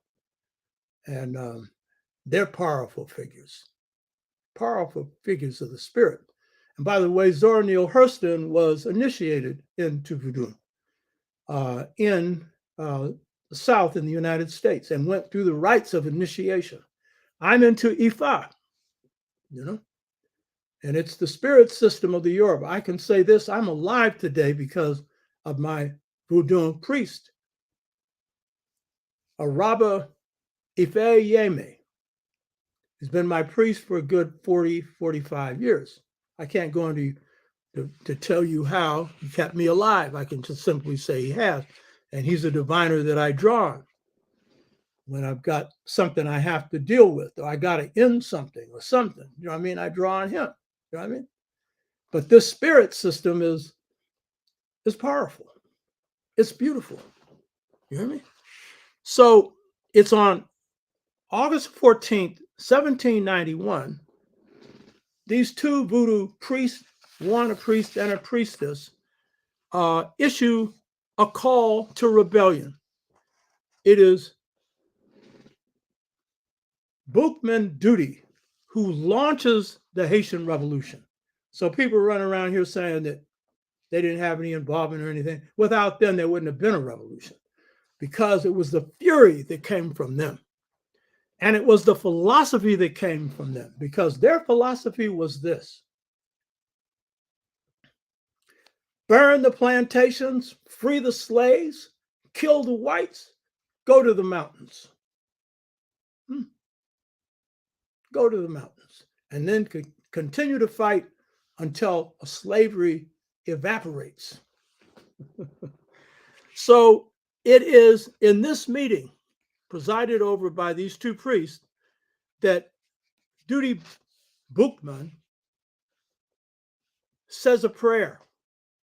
And again, this is the expression of the African ontology of spirit. We're not praying for God to save us, to forgive our enemies because they don't know what they're doing, to forgive them when they don't want to be forgiven. This isn't the prayer he issues. Listen to this prayer. And for people who say that voodoo was not involved in the Haitian Revolution, get your history straight. crack some books. You hear me? And so what is his prayer? And this is a prayer that reflected the deep ontology or sense of being of both Basalis and of the people of Creole orientation. And 60%, remember, of the people of Haiti were Basali, straight off the boat from Africa. But Dutty Boukman was born in Jamaica, but had the same African spirit. So this is the prayer made by Dutty Boukman. Quote, "The God who created the earth, who created the sun, gives us light." And he didn't just mean sunlight. "The God who holds up the ocean, who makes the thunder roar, our God who has ears to hear. You who are hidden in the clouds, who watch us from where you are." This God is ever present, everywhere, and nowhere in the sense that is not visible. "You see all that the whites have made us suffer." See, this is no plea to forgive them. This is no plea for help us to endure our suffering. The white man's God asked him to commit crimes. Listen, because in this ontology, you got to make a decision. If you're going to be human, are you drawing from your essence, or are you drawing from an essence that goes against your humanity? "You are hidden in the clouds, who watch us from where you are. You see all that the whites have made us suffer." The white man's God asked him to commit crimes, but the God within us wants us to do good. Our God, who is just, he orders us, listen to this, you're told you're not supposed to do this, to revenge our wrongs. All the wrongs done to Black people, you hear me? That's justice, baby. It's he who will direct our arms and bring us victories. He didn't just mean the arm. Arms, baby. The kind that will blow holes through you and make you have a Holy Ghost experience where you will become a real ghost and go where you belong, straight to hell. You hear me? We all should throw away the image of the white man's God, who is pitiless. Listen to the voice of liberty that speaks to all of our hearts.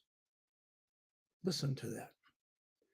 That was the call for insurrection, and it is after that that rebellion started. So don't be saying that it was just an elite that started this rebellion. Yes, some of them were what you barely call an elite. They could drive a carriage, rather than grow some cane or whatever. But they were enslaved. But the key thing is, they had the spirit of Africa. And the key thing is, the spirit expressed through Voodoo, through the forces of God that are everywhere. So this was the highest expression of humanism, expressed through Voodoo. It should be noted that Dutty Boukman didn't only talk about being opposed to the gods of whites because it's oppressive, and called on the Africans there to return or draw on the gods of Africa who reside in our hearts. He didn't just call for this because the whites were oppressive. He also called on this because he opposed the philosophy of the white religion, a philosophy that said that God mandated that man should control Mother Nature, that man should control the earth. And he knew that is the same philosophy that led them to control human beings, the lives of human beings. He rejected that. He said the gods of Africa want us to live in harmony with nature. And I would add, be guardians of nature, which I know he understood. This is the just order, the good order, the right order that the Africans who were rebelling and rising up under the spirit of Africa wanted to restore. Had that happened across the planet as it did before, you wouldn't have any global warming now. The heating up of the Earth's temperatures, because a free people in harmony with nature will make nature happy. So Dutty Boukman's prayer inspires us and inspired them when it comes to the reasons for rebellion, because it tells the truth that the God of Africa, or God, is the source of all that exists in nature. The force of God is in the wind. It's in the sun. It's in the clouds. It's in the thunder and lightning. And this thunder and lightning had proverbial meaning because they were talking about the thunder and lightning that they're going to rain down on the system of slavery to free their own people.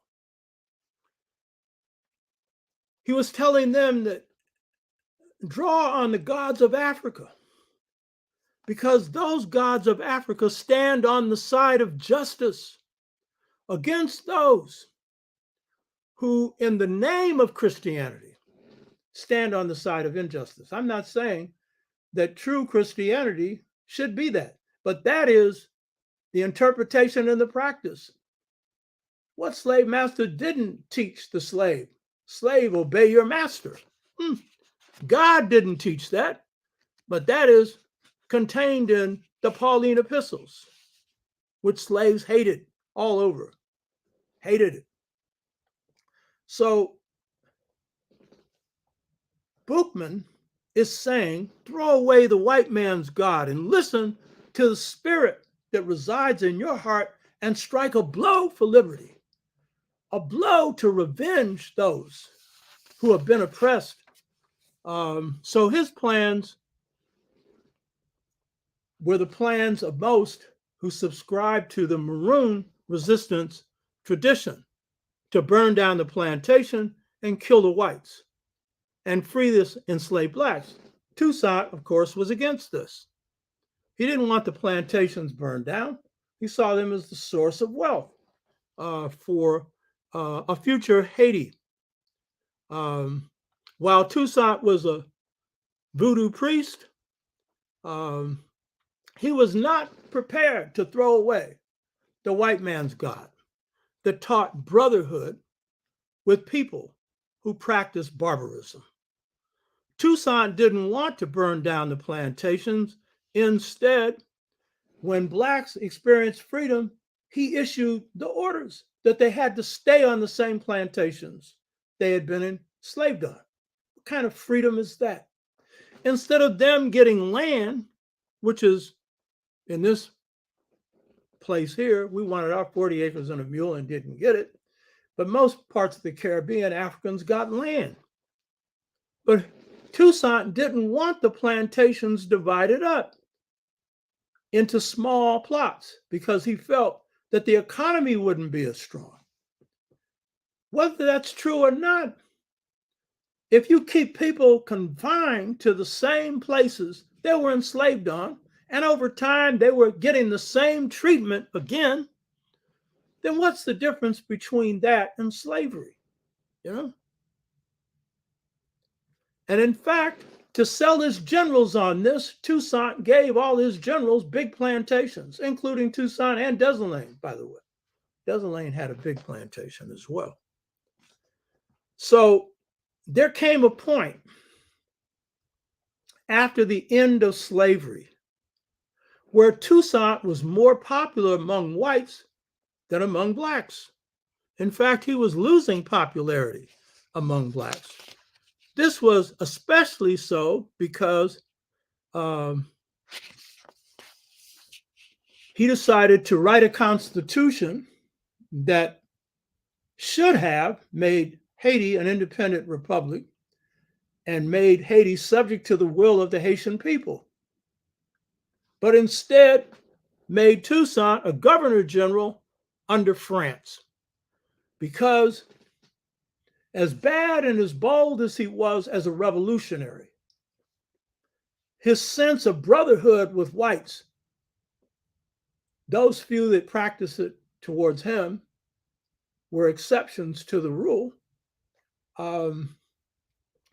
that he translated that as a possibility for other whites, knowing that these whites who still maintained their plantations, most of them had the same attitudes towards blacks, and they supported Toussaint. In fact, at the very time that Toussaint was losing his popularity among blacks, he was extremely popular among whites. You had white plantation owners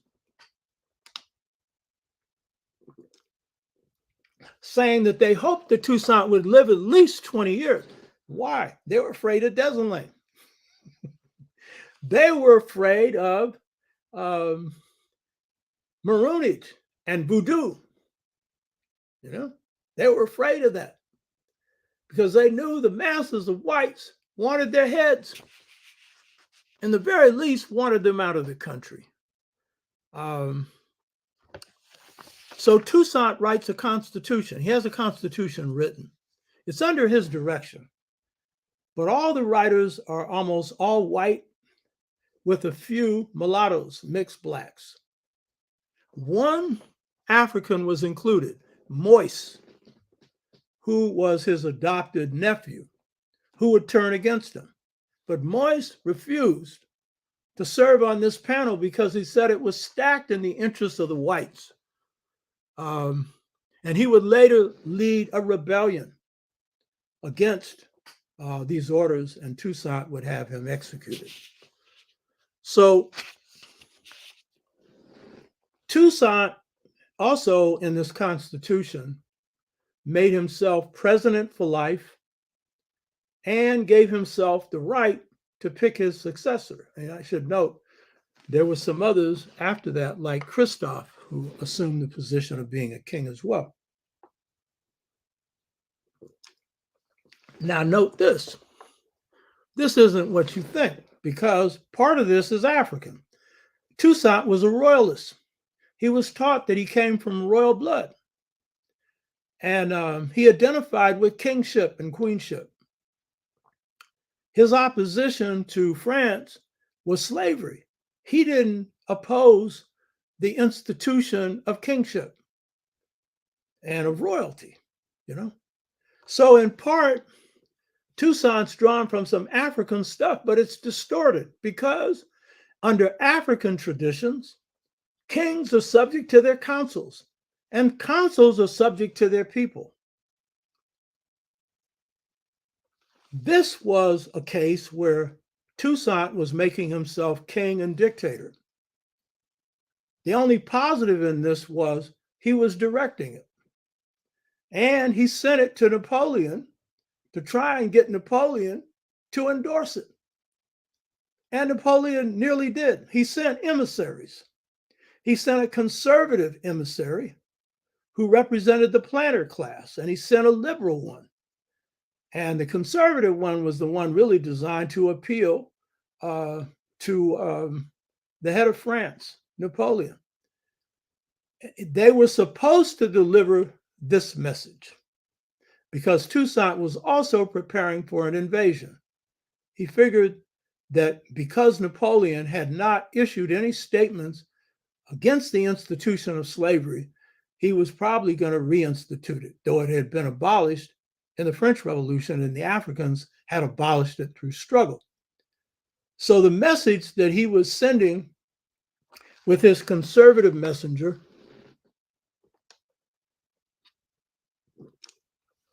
was this: invade, and this is what will happen. The first message was, you need to embrace this constitution, because if I go down, Desmoulins taking my place.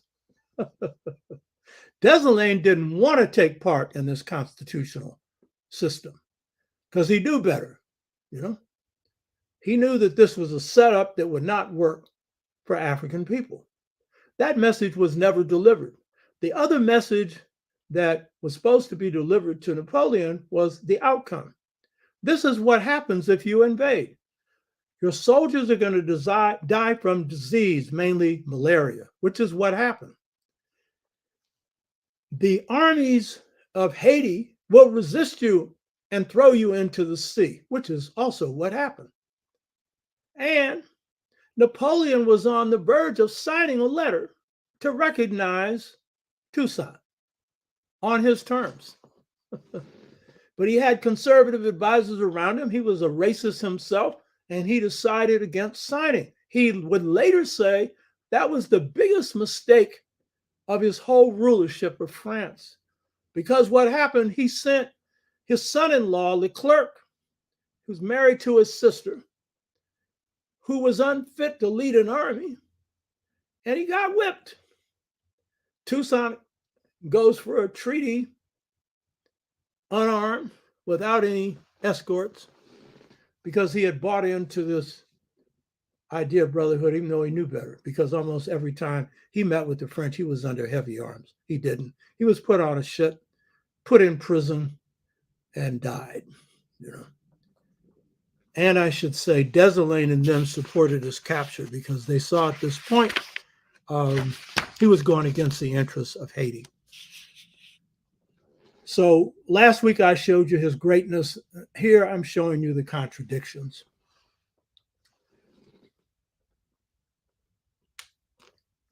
It would have been difficult for the army of Haiti to win without the skills of someone like Toussaint. Any other skilled generals, the best after him was Dessalines, you know. But it took the maneuvering and all the other kinds of things that Toussaint had to pull this off. And so, but his undoing was the French fried side of him, you know. And as a result of that, because Toussaint used the African culture to present an appearance for Africans, he used his appreciation of French culture to get on the side of the French. He didn't have to do much because as long as he wasn't taking their plantations and was creating a system that favored the continuation of their wealth, he'd have their support once he defeated them, which he did. So Toussaint is a mirror of Creole culture. If you did an absolute analysis, the African elements were greater than the European, but the European prevailed on key points.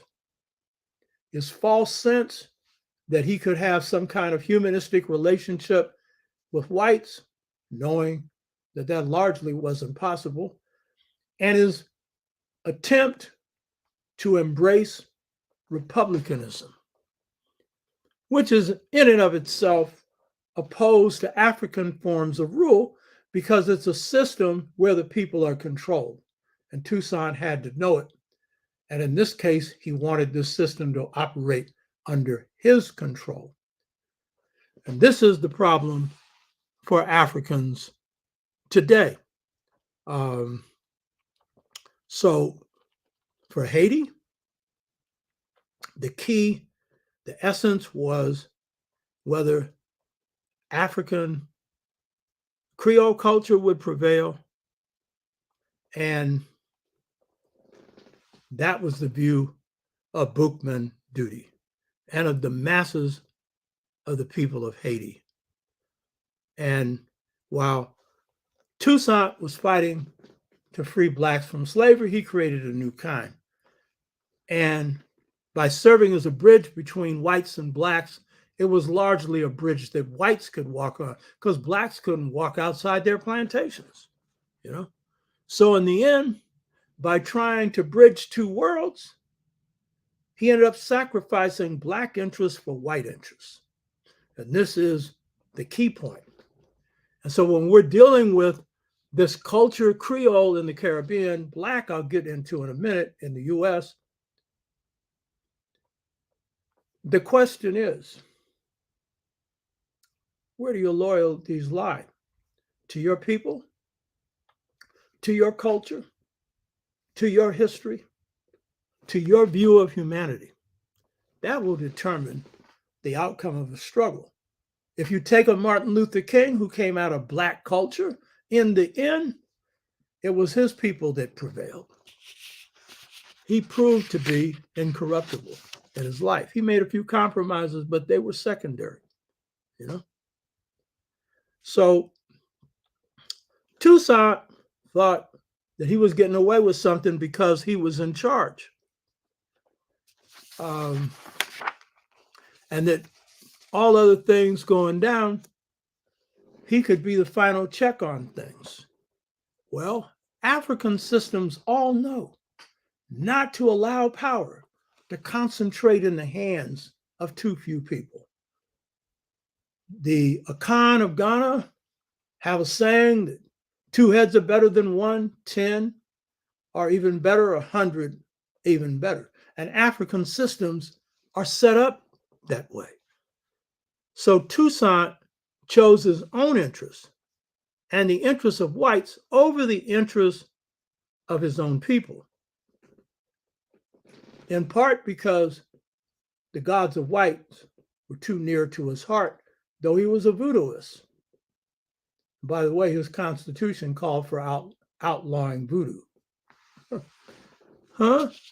I don't think that's because he was against it as a spirit system. It could be a source of rebellion. That's why. So being put in this position where you're drawing from a culture that has solid African base, but at the same time is penetrated by European culture, if you chose the white way, you find yourself in the position of the second fiddle. You know, in an orchestra, the fiddle, you know what I mean? Huh? You're just a backup player. And your people are a backup for a system that will oppress them. So get my point. Afro-Caribbean culture is strong, but it's got its weaknesses. Just as Black culture is strong, it's got its weaknesses. You know some of the weaknesses. Color complexes. If it's light, it's right. You hear me? Got sisters black as midnight, more beautiful than midnight, seeing themselves as ugly, going to skin bleachers. You hear me? Not just in the Caribbean, but in Africa and here as well. You understand? Because they're seeing themselves through the eyes of others, the eyes of whites. And so the beauty that they see right in front of them, they can't see it. You hear me? I think God's greatest creation is woman. I don't play around. I can understand brothers who do. I'm not justifying it because I don't do it, but I understand. You know what I mean? and I think all shades of black is beautiful, all shades. And I think ultimate beauty is internal. But, you know, I believe in that saying, the blacker the berry, the sweeter the juice. You want to talk about fox as fox? I'm sorry. My mother looked like Lena Horne, and she was, my wife says, more beautiful. But my real standard of beauty is my grandmother, who was kind and loving, as my mother was. You want to talk about beauty. But it wasn't just the physical, but the inside. I'm saying all shades are beautiful. But I'm just saying, putting down the root, that's part of the slave mentality. All this elitism, all this greed, all this struggle for power. You know what I mean? These are some of the ghosts that we have to deal with, you know? And it's what puts us in a weak position. The 6-fold stages to mental freedom is a path to freeing that. Amilcar Cabral In the case of Guinea-Bissau, he overcame the mentality of assimilation, of wanting to be Portuguese, embraced being African, and put his life into the service of African people. And what a brilliant life. What a dedicated life, you know. He wasn't in it for personal enrichment. And he tried to develop a cadre of people around him, young people, who were inculcated with the sense of the people's culture and would become servants of the people. By the end of his life, Huey Newton misinterpreted this because he talked about revolutionary suicide, but it wasn't what he was talking about.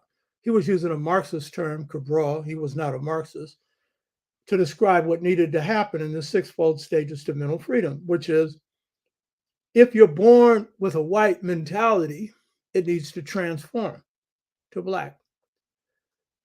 If you are born thinking that you're special, that you deserve special rights and privileges in relationship to your people, you need to die in that state and be reborn as a servant of your people.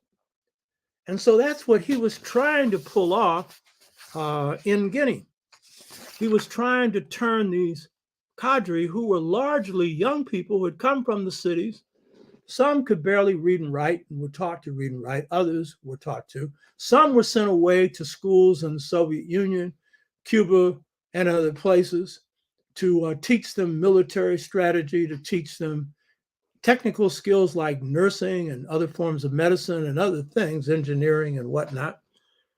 And he wanted to be sure that, to see that their abiding belief and conviction would be the love and service of their people. He didn't live long enough. He was assassinated just at the verge of Guinea-Bissau independence. But I don't know if he learned this lesson. But one thing that he discovered when he sent his organizers into Guinea-Bissau to organize the people, and he had a form of warfare that he was going to use, he discovered he already had studied the Balante people, Balante.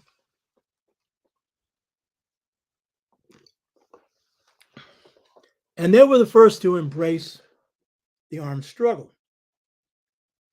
The Fulani and others, they were hard to bring around because they had kings and they had aligned with the Portuguese. But the reason the Balante could be so supportive of the armed struggle is they had no kings or queens. Their societies are representative of the first societies formed in Africa after the hunter-gatherer period, which I've talked about before. There could be classless age grade societies where people assumed responsibility according to age, but there were no kings and queens. And these were small societies. And they inclined in the beginning towards women, you know. And they were ruled by all the males and females being equally empowered to govern every phase of society, the formula for just societies based on twin linealism. That's what they were based on. So all they had to do was get around the elders, get the elders to agree. The people went along, and the elders in most of these societies, they didn't have the final say so. They made recommendations. The People's Assembly made the final decision. That's all the people in the village. I don't know. Now, one of Cabral's great innovations was decentralizing a lot of the programs for the revolution to the villages, schools, hospitals, and other things, to be run by the villages. But I don't know if Cabral really realized that the Balante model, updated, was the model to use for governing Guinea-Bissau as a nation. He was suspicious of how the nation would go because Nkrumah had been overthrown. He saw the corruption inside Nkrumah's party. He saw corruption rising up all over Africa, and he wanted to avoid it. But the best way would be to take this traditional system and update it. Put the hands, put the power in the people's hands. Put it at the village level. Because this is an agrarian society. And since Cabral was an agronomist, he was skilled at helping people update their agricultural skills to diversify their economy, to enrich the soil and stuff like that. That's what they needed for their first takeoff. But the main thing is center the power in that society on the people. This was Ella Baker's vision. See, coming out of North Carolina, she inherited this same twinlineal, this same people are the leaders system that was what governed the life of the community in which she lived. And that was the system she tried to reproduce. And one reason why it worked for her is she wasn't seeking power. She was simply supporting, empowering everyday Black people to lead their own movements. And that was the success of Black Lives Matter. They adopted that philosophy. Because with that philosophy, your leadership is spread so far, it's going to be hard for the FBI, CIA to come down on all that leadership. And that's the model for revitalizing Black communities today that are fragmented based on hits, drug hits, taking jobs out of the country and families falling apart, prison industrial complex that's warehousing Black men and a growing number of Black women, and shifting values, leading to what I call a choice between two cultures. This is the model that will work today. The King model and the Malcolm model, the charismatic model, won't work today. Now, you can have charismatic leaders get out and give speeches, but they can't be the ones making decisions. The community's got to make decisions. And you got to have a whole lot of people who are networking with specialized skills to figure out how to solve problems, to rebuild families. And I would conclude by saying the twinlineal model that the book Return to the African Mother Principle is based on is really the foundation for that. It's a foundation for rebuilding families, communities, and for the continent, nations, and the Caribbean as well. Empower the Black woman, you'll empower the Black man, where they both have a balanced say-so in running things. And if we want to rebuild families today, we've got to do the same thing. Toussaint didn't have that vision, In part, I don't blame him. He was told that he was descended from kings and queens, and I don't know if his father even saw the need to explain to him how that really worked, and if it would have meant anything to him anyway, So the topic for today has been strengths and weaknesses in Black and Creole culture. The purpose is for us to understand the strengths that we stand on and the need to overcome the weaknesses that have creeped in through slavery, have creeped in through colonialism, that have creeped in through what I call the choice between two cultures period, that's a post-1968 period that especially affects Black communities today. So we have to draw from the strengths of our culture if we're going to become strong as a people, but it's got to be put in organized formats. So I hope you got something out of this. A little bit more jazz for today. And by the way, next month, the whole month will be dedicated to New African or African American culture, the whole month. And we'll probably have a little Afro-Caribbean culture brought in as well. So Hotep. Let's see what we got here.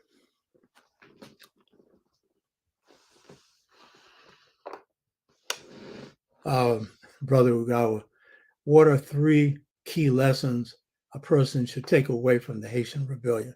Only 3?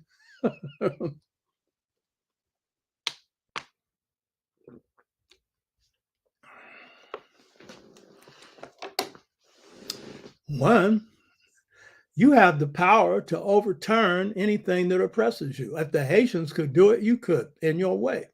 You got to suit it to your circumstances, different strategies, different approaches. And if it's going to be successful, you're going to have to draw from the best parts of your culture. Two, struggles for liberation are going to have contradictions. Not only forces opposed to you on the outside, which you expect, but they're going to be internal forces that rise up opposed to your struggle. In the case of Haiti, it could be the mulatto, the mixed race group that often sided with the French, or when they sided with the rebellion. I didn't go into this. Were working against it. Toussaint himself avoided assassination at the hands of some of his mulatto generals who identified more with France than with blacks. So you've got to be able to handle internal contradictions, and class contradictions are real for black people. That's one of the first things I learned in the San Francisco freedom movement, that everybody black ain't on your side. You know what I mean? And you better be able to distinguish the ones who are from the ones who are not. And some of the more privileged blacks may use movements to further their own ends. And this is true in the Haitian Revolution. And this is true in all struggles. And I suppose finally, a key lesson that I've just stressed is you need models for just societies. If you're about overturning a system of injustice, you need to have some ideas of what can replace it that will be just. LaShonda Henderson, how you doing, LaShonda? Glad to have you again. Zora's book, Mules and Men, was exciting for me. The first book I got my hands on that celebrated in a good way our stories that wasn't Christian. Yeah, I said this before. My reading of Mules and Men was that of all Zora Neale Hurston's books, it was the best. But I'm not the authority on that. The author is. And that's what she said. That was her best work.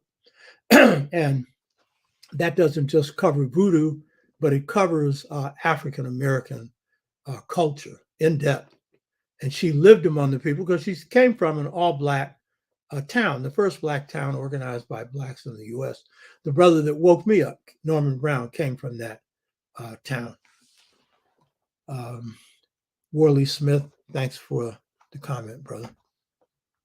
Okay, let's see what else we have here.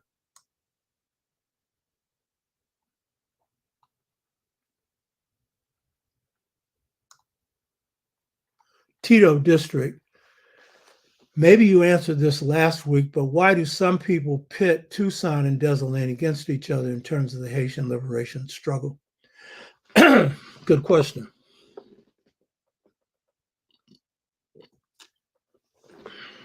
On the one hand, at a certain point, they were friends. Here's an interesting point. For a while, Dessalines was owned by Toussaint's sister. Uh-oh. But Toussaint recognized that Dessalines was his best general. He recognized it. He also recognized that they had different philosophies. So that was a problem for him, but he understood that he needed Dessalines. Now,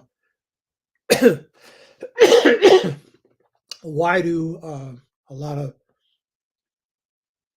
people, particularly black people, black historians, pit Toussaint against Dessalines? In part for incorrect reasons. The ones that I covered in the last show and summarized in this one. The assumption that Toussaint was assimilated and Dessalines wasn't, just like that. And I'm showing that in many ways, Toussaint was a product of Afro, Haitian, and African culture, but with assimilationist underlings and forces to contend with. So to an extent, they shared a lot in common, but they had big differences.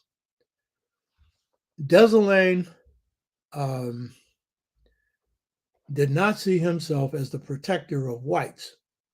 He didn't see the need to maintain the big plantations, even though he got one under Toussaint. One of the big differences in Toussaint knew that if Dessalines ever came to power, these would be expressed. So I don't think he knew this one would manifest in this form. Whereas Toussaint wanted to keep blacks on the big plantation, didn't want to break them up.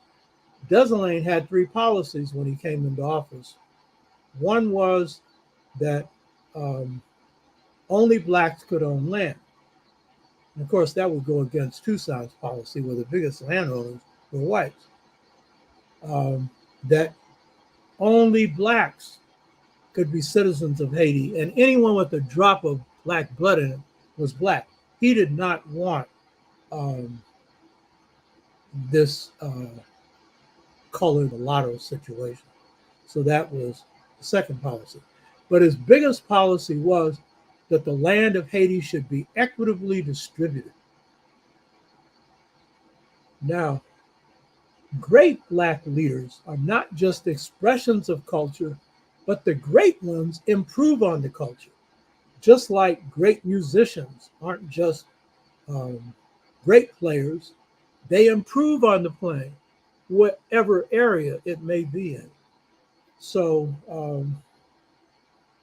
Dessalines, in enunciating that policy of equitable distribution of land, meaning everyone got an equal share, that was an improvement on communalism, where the land, air, and water is shared, but not necessarily equally.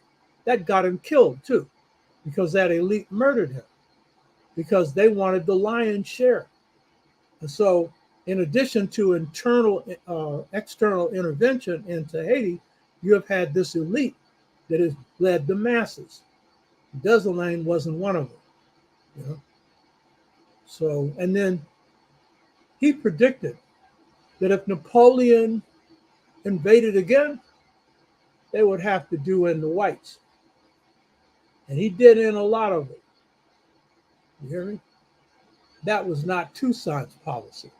That was the policy of the Maroons, and that was the policy of the Voodoo practitioners. You know?